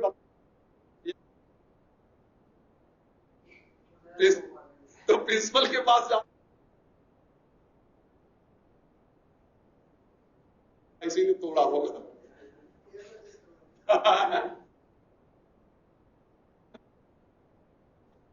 करवा लो, वेरी गुड, हो गया। तो वो कहावत है। तो इसलिए ये जरूरी है आपको एज ए टीचर पता होना चाहिए कि मैं क्लास में क्या पढ़ाने जा रहा हूं। अगर डिसमेंटलिंग आज आप किसी सिस्टम का बता रहे हैं तो बट जो पहले थियरी बताना होता है और फिर उसके बाद आप प्रैक्टिकल करते हैं। तो पहले थियरी होती है फिर प्रैक्टिकल। तो आपको क्या बताना है उसी हिसाब से आप अपने एक्टिव वर्क का चुनाव करते हैं। केवल ओपन द सिस्टम अगर आप लिख देंगे तो वो सही नहीं है। ओपन द सिस्टम, उसका कोई आपने तो ऑब्जर्व कर सकते हैं, न उसको मेजर कर सकते हैं और न ही आप बता सकते हैं कि आपका कितना ऑब्जेक्टिव पूरा हुआ। तो इसलिए जरूरी होता है ओपन द सिस्टम से पहले ये एक्टिव वर्ड्स आप लगाएं कि आप क्या चाहते हैं। किसी एक विद्यार्थी पहचानने में सक्षम हो, दो में अंतर बताने में सक्षम हो, या सब पार्ट्स को अलग अलग कर दे। किसी सर्किट में अगर कोई फॉल्ट आ रहा है तो उसे पिन पॉइंट कर सके। किसी चीज को दो भागों में डिसोल्डर करना है, डिसोल्डर करके इसको अलग अलग कर दो। तो पार्ट्स तो वो अलग अलग है, जैसे वेल्डिंग में ज्यादातर यूज होता है सब डिवाइड एंड सेपरेट, बट यहां भी आप यूज कर सकते हैं, ऐसा नहीं। चलिए आगे, सिंथेसिस, जब इसका उल्टा synthesis, ability to put the parts together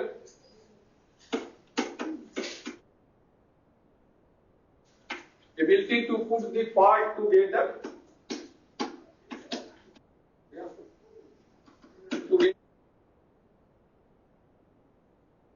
to regain so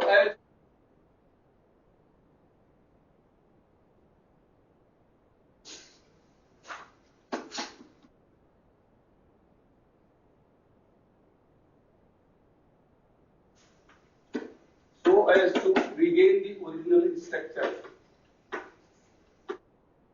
Learning outcome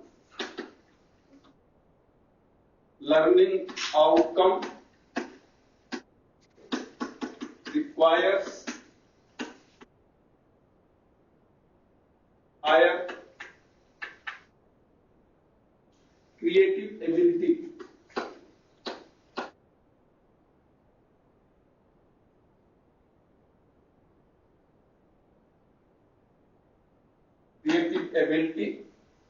To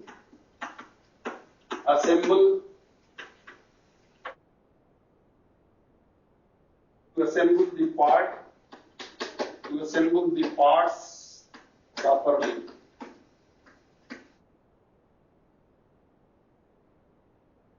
तीसरा पॉइंट आप लिख लें इसमें, knowledge of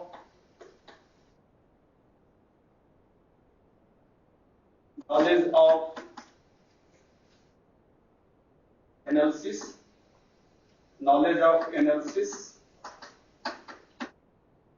is essential for synthesis.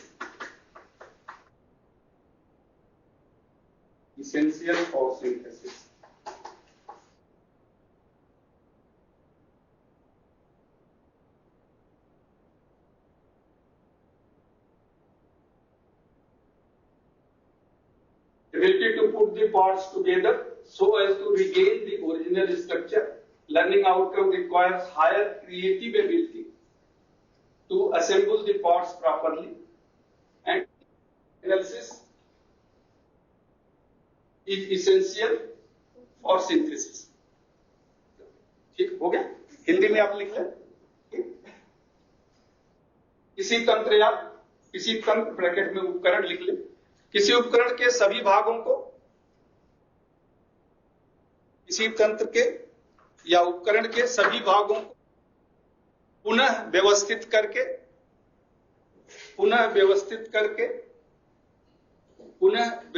करके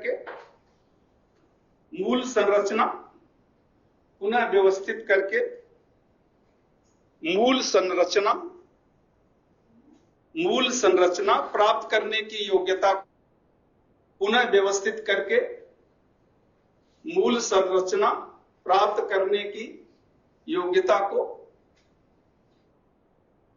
समायोजन कहते हैं या सिंथेसिस कहते हैं। योग्यता को समायोजन कहते हैं। दूसरा आप लिख लें, समायोजन कहते हैं। दूसरा समायोजन कहते हैं। दूसरा सीखने का परिणाम यहां पर उच्च सृजनात्मक योग्यता, सीखने का परिणाम यहां पर उच्च सृजनात्मक योग्यता, सीखने का परिणाम यहां पर उच्च सृजनात्मक योग्यता दर्शाता है। क्योंकि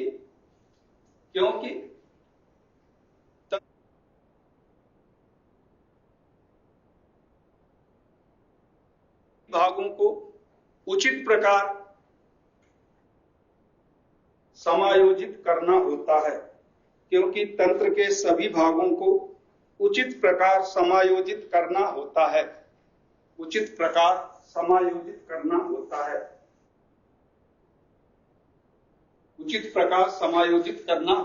तीसरा पॉइंट लिख ले, समायोजन के लिए विच्छेदन की योग्यता आवश्यक होती है। समायोजन के लिए विच्छेदन की योग्यता आवश्यक होती है। इसका एक्टिव वर्ब लिख लें।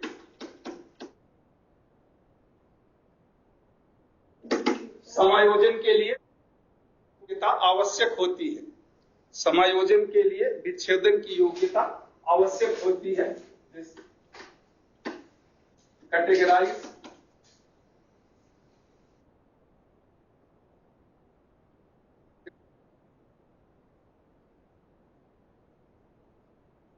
Compile compose relate organise reconstruct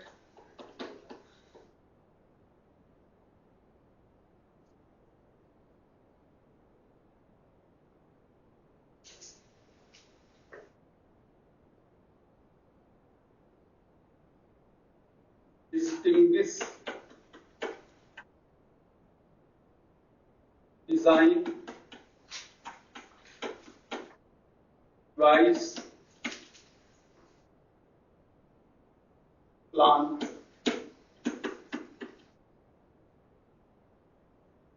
इसके कुछ पार्ट्स हैं। कैटेगराइज यानी सूचीबद्ध करना, कैटेगरी बनाना जिसे कहते हैं, सूचीबद्ध करना, सूचीबद्ध करना। कंबाइन एक साथ या जोड़ना, इसे आप लिख लें, किसी चीज को जोड़ना या इकट्ठा करना। कंपाइल इकट्ठा करना, इकट्ठा करना।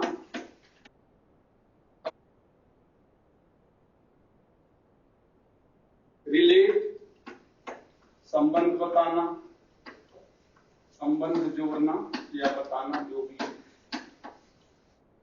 रीऑर्गेनाइज पुनः व्यवस्थित करना, पुनः व्यवस्थित, इसमें देखिए सब में पुनः आएगा। पुनः व्यवस्थित करना, क्योंकि आपने डिसमेंटल किया था, इकट्ठा करेंगे। रिकॉन्स्ट्रक्ट पुनः बनाना या पुनः संरचना करना, पुनः संरचना करना। डिस्टिंग्विश पहचानना।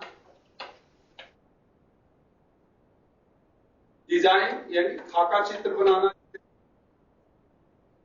खाका चित्र बनाना, डिजाइन। डिवाइस, डिवाइस तरीका। प्लान योजना।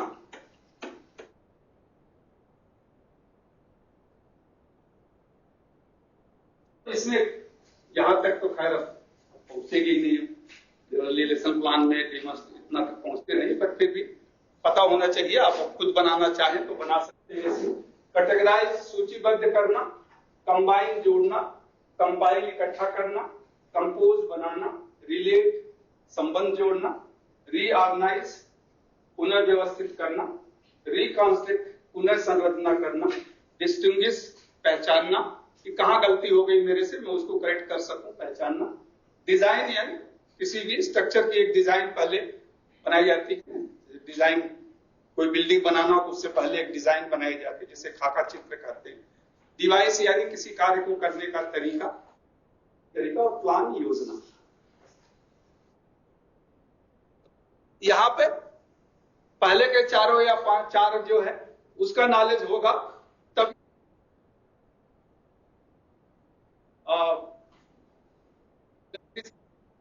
सिंथेसिस और एनालिसिस में आपने लिखा knowledge of application is essential. Application में आपने लिखा knowledge of comprehension is essential. में नॉलेज इज इसेंशियल। तो ज्ञान से लेके यहां तक सब एक दूसरे से जुड़े हैं और एक एक सीढ़ी तभी आप बढ़ते हैं। आप 1, 2, 3 से लेके जब 10 साल पढ़ते हैं, जब जाके 10 का एग्जाम देते हैं, तो पीछे का जो पढ़ाया जाता है वो सब अर्थमेटिक में भी आप देखें, पहले गिनती पढ़ाई जाती है, पहाड़ा पढ़ाया जाता है, फिर जोड़ना घटाना, और फिर आगे उसमें फिर धीरे धीरे हाई स्कूल तक पहुंचेंगे तो टाइम एंड डिस्टेंस है, अर्थमेटिक है, इंटरेस्ट है, तो डिफरेंट बढ़ता जाता है क्रम। विद्यार्थी का इतना क्रिएटिव नॉलेज हो कि वो कुछ सोच सके कि क्या गलती हुआ, उसको सुधार कर सके। जिस सिस्टम में कुछ सुधार की आवश्यकता है उसको बना सके, उसको देख सके। अगर ये इस अवस्था को प्राप्त कर लिया, चलिए पांचवी अवस्था, छठवां and last, evaluation.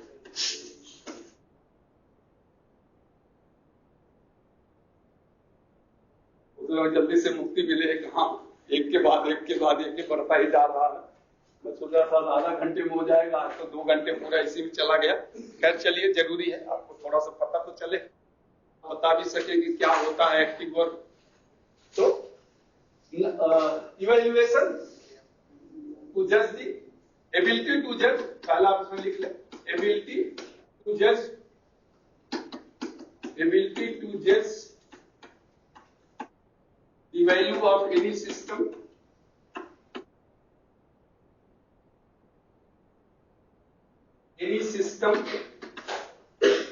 value of any system based on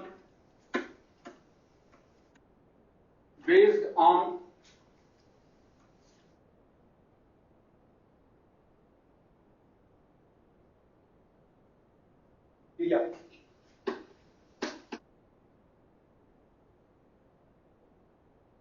दूसरा आप लिख ले, दी learning outcome,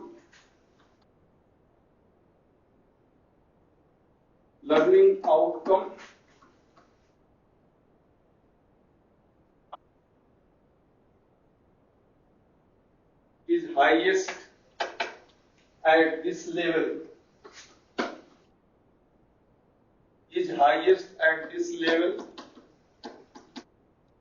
at this level of cognitive domain.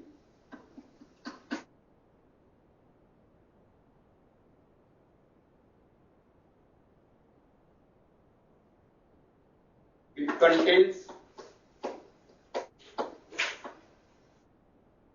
contains the elements of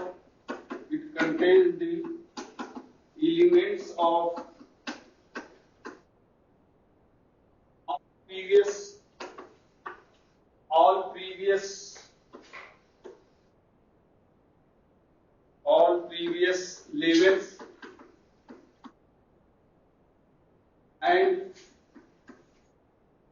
and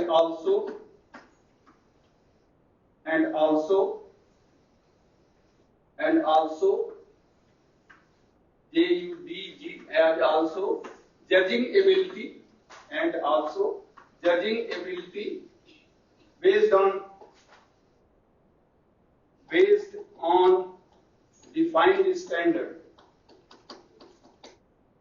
on defined standard,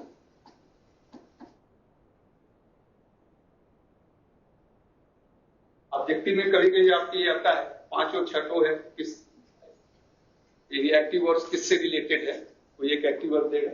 the ability to जज the value of any system based on certain, सी है वो, based on certain criteria. The learning outcome is highest in domain. It contains एस कर दें, it contains the elements of all previous level and also judging ability based on defined standard,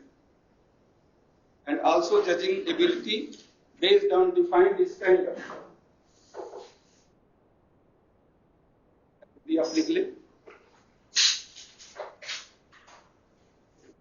किसी तंत्र उपकरण भी लिख सकते हैं, किसी तंत्र या उपकरण के महत्व को एक निश्चित मानक के आधार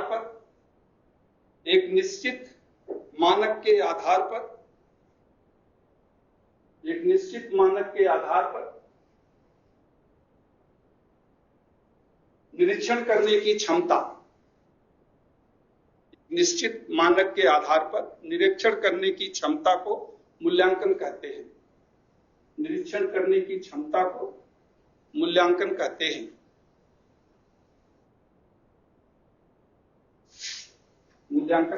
दूसरा लिख लीजिए, दूसरा, ज्ञान के क्षेत्र में, कॉग्निटिव डोमेन, ज्ञान के क्षेत्र में सीखने के परिणाम का, ज्ञान के क्षेत्र में सीखने के परिणाम का यह उच्चतम स्तर है। ज्ञान के क्षेत्र में सीखने के परिणाम का यह उच्चतम स्तर है। ज्ञान के क्षेत्र में सीखने के परिणाम का यह उच्चतम स्तर है। तीसरा आप लिख लें, इसके अंतर्गत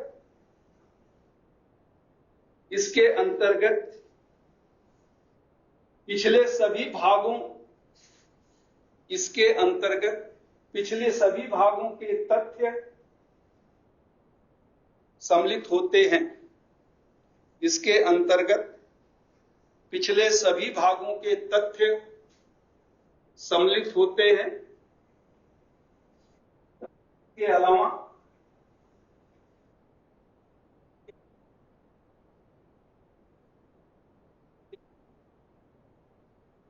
किसी पूर्व परिभाषित मानक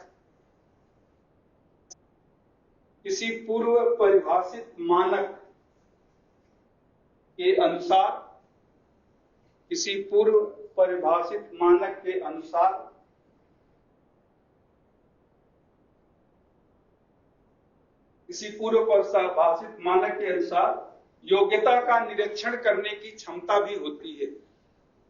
योग्यता का निरीक्षण करने की क्षमता होती है। यानी ये लास्ट है कि क्या हमारी गलती है या किसी सिस्टम में क्या गलती है। तो आप इसमें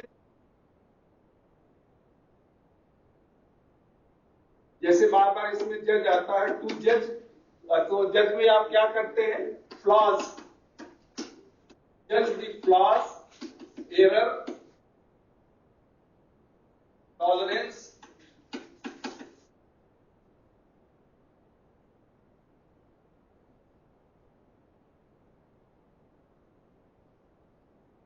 accuracy, efficiency,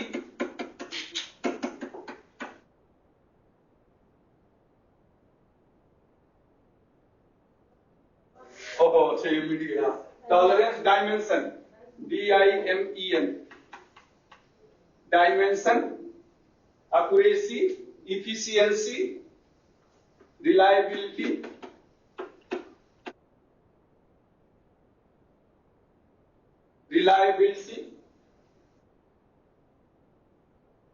compactability, कुछ भी आप सोच लें वो compactability,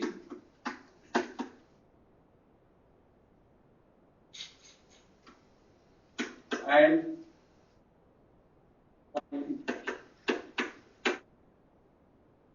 और भी कोई भी जितने भी गुण होते हैं किसी भी सिस्टम का, किसी तंत्र का या किसी गुण होते हैं, उन सबको अगर जज करना है उसको मूल्यांकन ही कहते हैं। किसी भी तंत्र का या किसी के व्यवहार को, किसी के कैरेक्टर को, किसी के चरित्र को, आचरण को, कुछ भी आप जज, ये तो सिस्टम का हम बात कर रहे हैं, व्यक्ति की, तो वहां भी मूल्यांकन ही होता है। तो जज यानी क्या आप जज करते हैं, क्या निरीक्षण करते हैं, क्या देखते हैं। जैसे फ्लॉज का मतलब होती है किसी सिस्टम की कमी, फ्लॉज यानी कमी, एरर का मतलब त्रुटि, एक ही बात है बट अलग अलग जगह इसको यूज किया जाता है। फ्लॉज यानी कमी क्या है, एरर त्रुटि। टॉलरेंस, परमिसिबल लिमिट जिसे कहते हैं, मान्य सीमा। टॉलरेंस का मतलब होता है मान्य, परमिसिबल लिमिट यानी मान्य सीमा, यानी मापन, क्या है, लंबाई चौड़ाई जो भी मापन है। एक्यूरेसी यानी सटीकता, एक्यूरेसी को सटीकता कहते हैं। इफिशियंसी, प्रभावशीलता,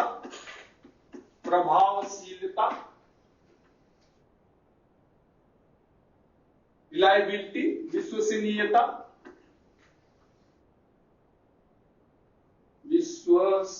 सी विश्वसनीयता। विश्वसनीयता यानी अब कोई ब्रांड टाटा का है तो विश्वसनीय होगा, मानते हैं, तो इसलिए विश्वसनीयता को चेक करना। कंपैटिबिलिटी यानी टिकाऊपन, जिसे कहते हैं कि ये ज्यादा दिन तक चलेगा, कंपैक्ट है, टिकाऊपन। क्वालिटी गुणवत्ता, तो ये सब आप चेक करते हैं जज क्वालिटी में। तो किसी भी चीज को जज करना, यानी शिक्षण की क्वालिटी जज करना, वो भी इवैल्यूएशन है। विद्यार्थी के सीखने की क्वालिटी अगर हम जज करना चाहें तो भी इवैल्यूएशन हो जाता है। मैंने पहले में आपको बताया भी था 4 तरीके कैसे हम जज करते हैं। तो ये तो कुछ भी आप जज कर सकते हैं। हो गया? चलिए लास्ट इसका एक्टिव वर्ब लिख लें।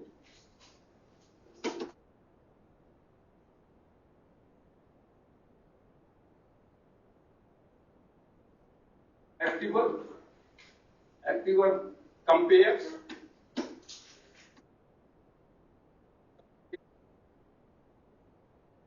Contrast,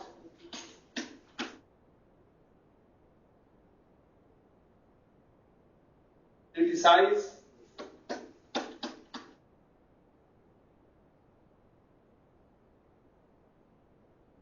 conclude.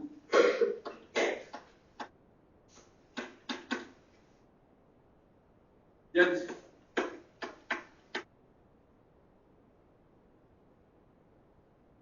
Support, apprise.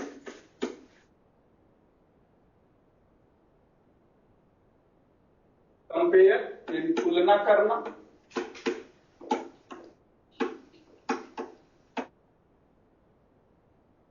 विरोधाभास,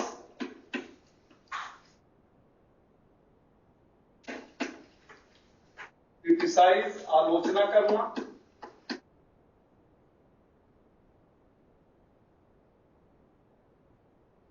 कंसाइज संक्षिप्त करना, छोटा करना, संक्षिप्त करना, कंक्लूड समापन करना,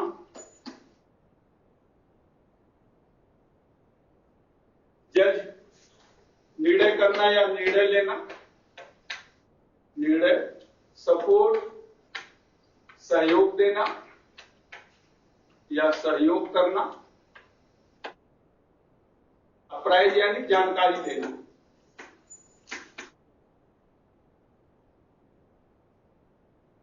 part of the system, apprise से कहते हैं, अप्राइज। लेसन प्लान बनाइए, बट हम पहले और दूसरे तक ही एनर्जी रहते हैं सीमित यहाँ पे, फिर भी। तो ये आपके कॉग्निटिव स्किल है। Cognitive skill simple to complex है, यानी व्यवहार में होने वाले परिवर्तन है जो चलते हैं, और उनके ये एक्टिव वर्क है। ठीक है। अब दूसरा जो है अफेक्टिव स्किल्स के लिए, जैसा मैंने कहा, उसके भी ये 6 पार्ट्स हैं, बट उसको हम नहीं बताएंगे आपको। डिमॉन्स्ट्रेशन प्लान में आएंगे तो साइकोमोटर का वहां पर साथ ही जो कनेक्टेड टर्म्स है उसको देख लेंगे।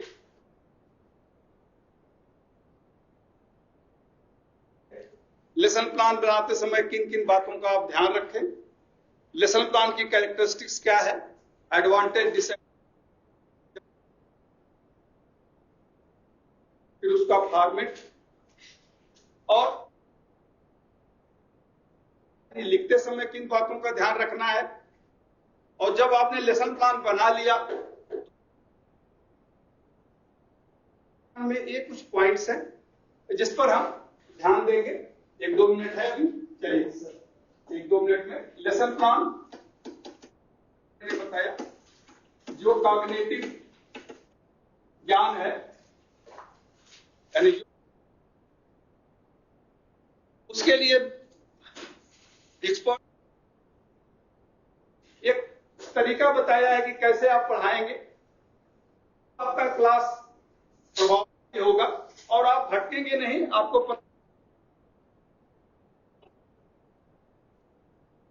विद्यार्थी क्या प्राप्त कर लेगा, और उसने वह नहीं, मैं उसका मूल्यांकन कैसे करूंगा, मुझे पता चलेगा, वो भी आपको लेसन प्लान से पता चलेगा।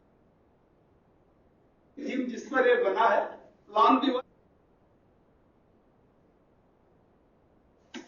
Plan the work and work the plan.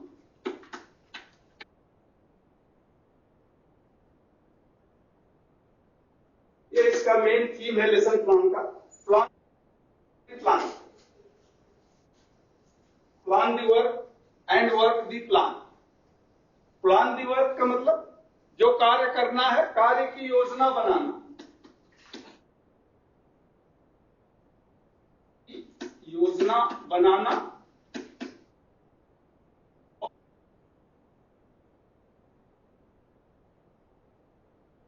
योजना अनुसार कार्य करना।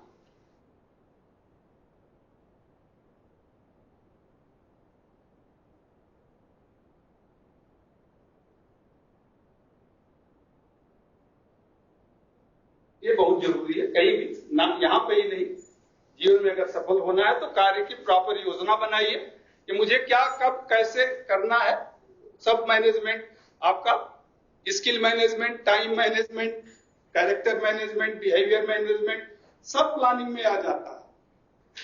आप में कितनी शक्ति है, कितनी सहन शक्ति है, कितने देरी तक आप बैठ सकते हैं, पढ़ सकते हैं, वो सब इसमें आ जाता है। तो plan the work and work the plan, इसको आप याद रखें कि कुछ भी कार्य करना हो तो उसकी एक योजना बहुत जरूरी है। ऐसे नहीं कार्य शुरू कर दे। क्या संसाधन है, क्या तरीके हैं, प्लानिंग बनाए, अपनी शक्ति क्या है, सामर्थ्य क्या है, योग्यता क्या है, आप उसमें मिला लें, और जो आपने प्लानिंग बना लिया उसको एक बार पढ़, कुछ चेंजेस हैं तो चेंज कर दे, कुछ बदलाव करना है उसे फाइनल करें, और फाइनल करने फिर आप जो योजना बनाए हैं, जिस क्रम में बनाए हैं, उस क्रम पर उस पर काम करिए। लेसन प्लान भी यही करता है, plan the work and work the plan. चलिए 1-2 मिनट और आपको लूंगा भाई, भूख तो नहीं लगी ज्यादा। डिफिनीशन बस 1-2 डिफिनीशन बता देता हूं आज लेसन प्लान का, फिर हम खत्म करते हैं। Definition is the systematic arrangement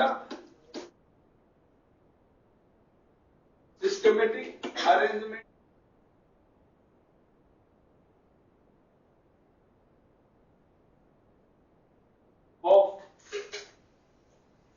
systematic arrangement, ये है इसका, systematic arrangement of instructors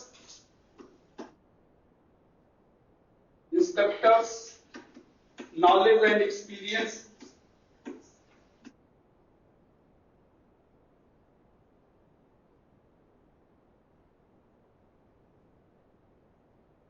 systematic arrangement of instructor knowledge and experience is lesson plan.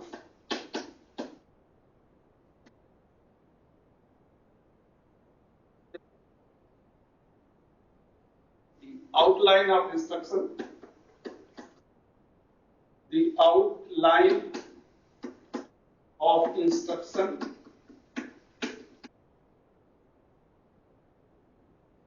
in a sequence, outline of instruction in a sequence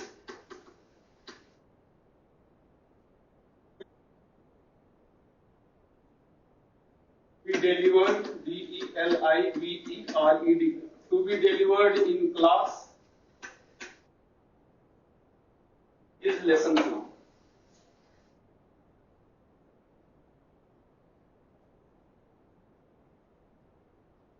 एक और बस लास्ट डिफिनेशन लिख लें। The smallest part of instruction, the smallest part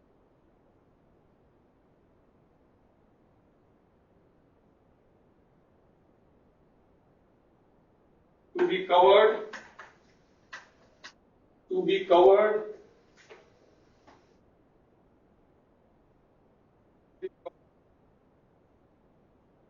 in a specific time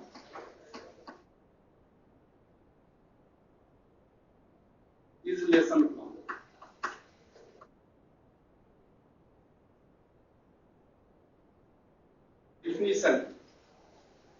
Definition of lesson plan, ये definition है, systematic arrangement of instructor's knowledge and experience is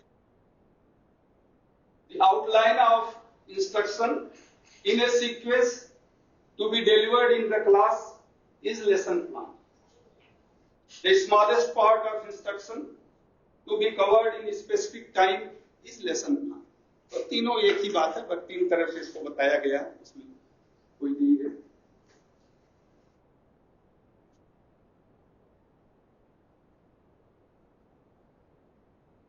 बस इसकी हिंदी लिख ले, बस आज खत्म करने मेरे लिए आपको 5 मिनट 2 मिनट। अनुदेशक के ज्ञान और अनुभव का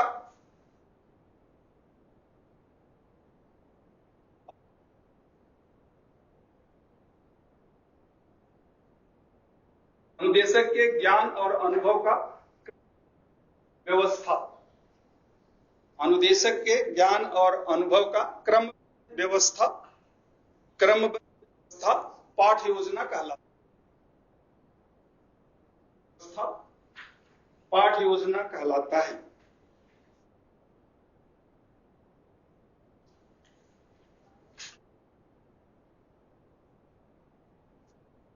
पाठ योजना कहलाता है। दूसरा आप लिख, अनुदेश करके अनुदेश जो एक क्रम में व्यवस्थित करके कक्षा में पढ़ाया जाता है। अनुदेश जो एक क्रम में व्यवस्थित करके कक्षा में पढ़ाया जाता है उसे पाठ योजना कहते हैं। कक्षा में उसे पाठ योजना कहते हैं। उसे पाठ योजना कहते हैं। तीसरा लिख ले, उसे पाठ योजना कहते हैं। तीसरा, अनुदेश का वह छोटा से छोटा भाग, अनुदेश का वह छोटा जो कक्षा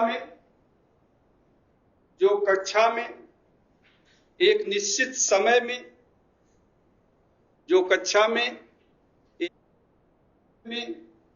पढ़ाया जाता है, जो कक्षा में एक निश्चित समय में पढ़ाया जाता है उसे पाठ योजना कहते हैं। उसे पाठ योजना कहते हैं। तो ये पाठ योजना की परिभाषा हुई। अब हम कल बस कैरेक्टरिस्टिक्स करके फिर एटलीस्ट कल हम इसको बंद करते हैं। जाइए लंच करिए आप लोग। बट मेरा एक अनुरोध रहेगा कि ये जो एक्टिव वर्ब मैं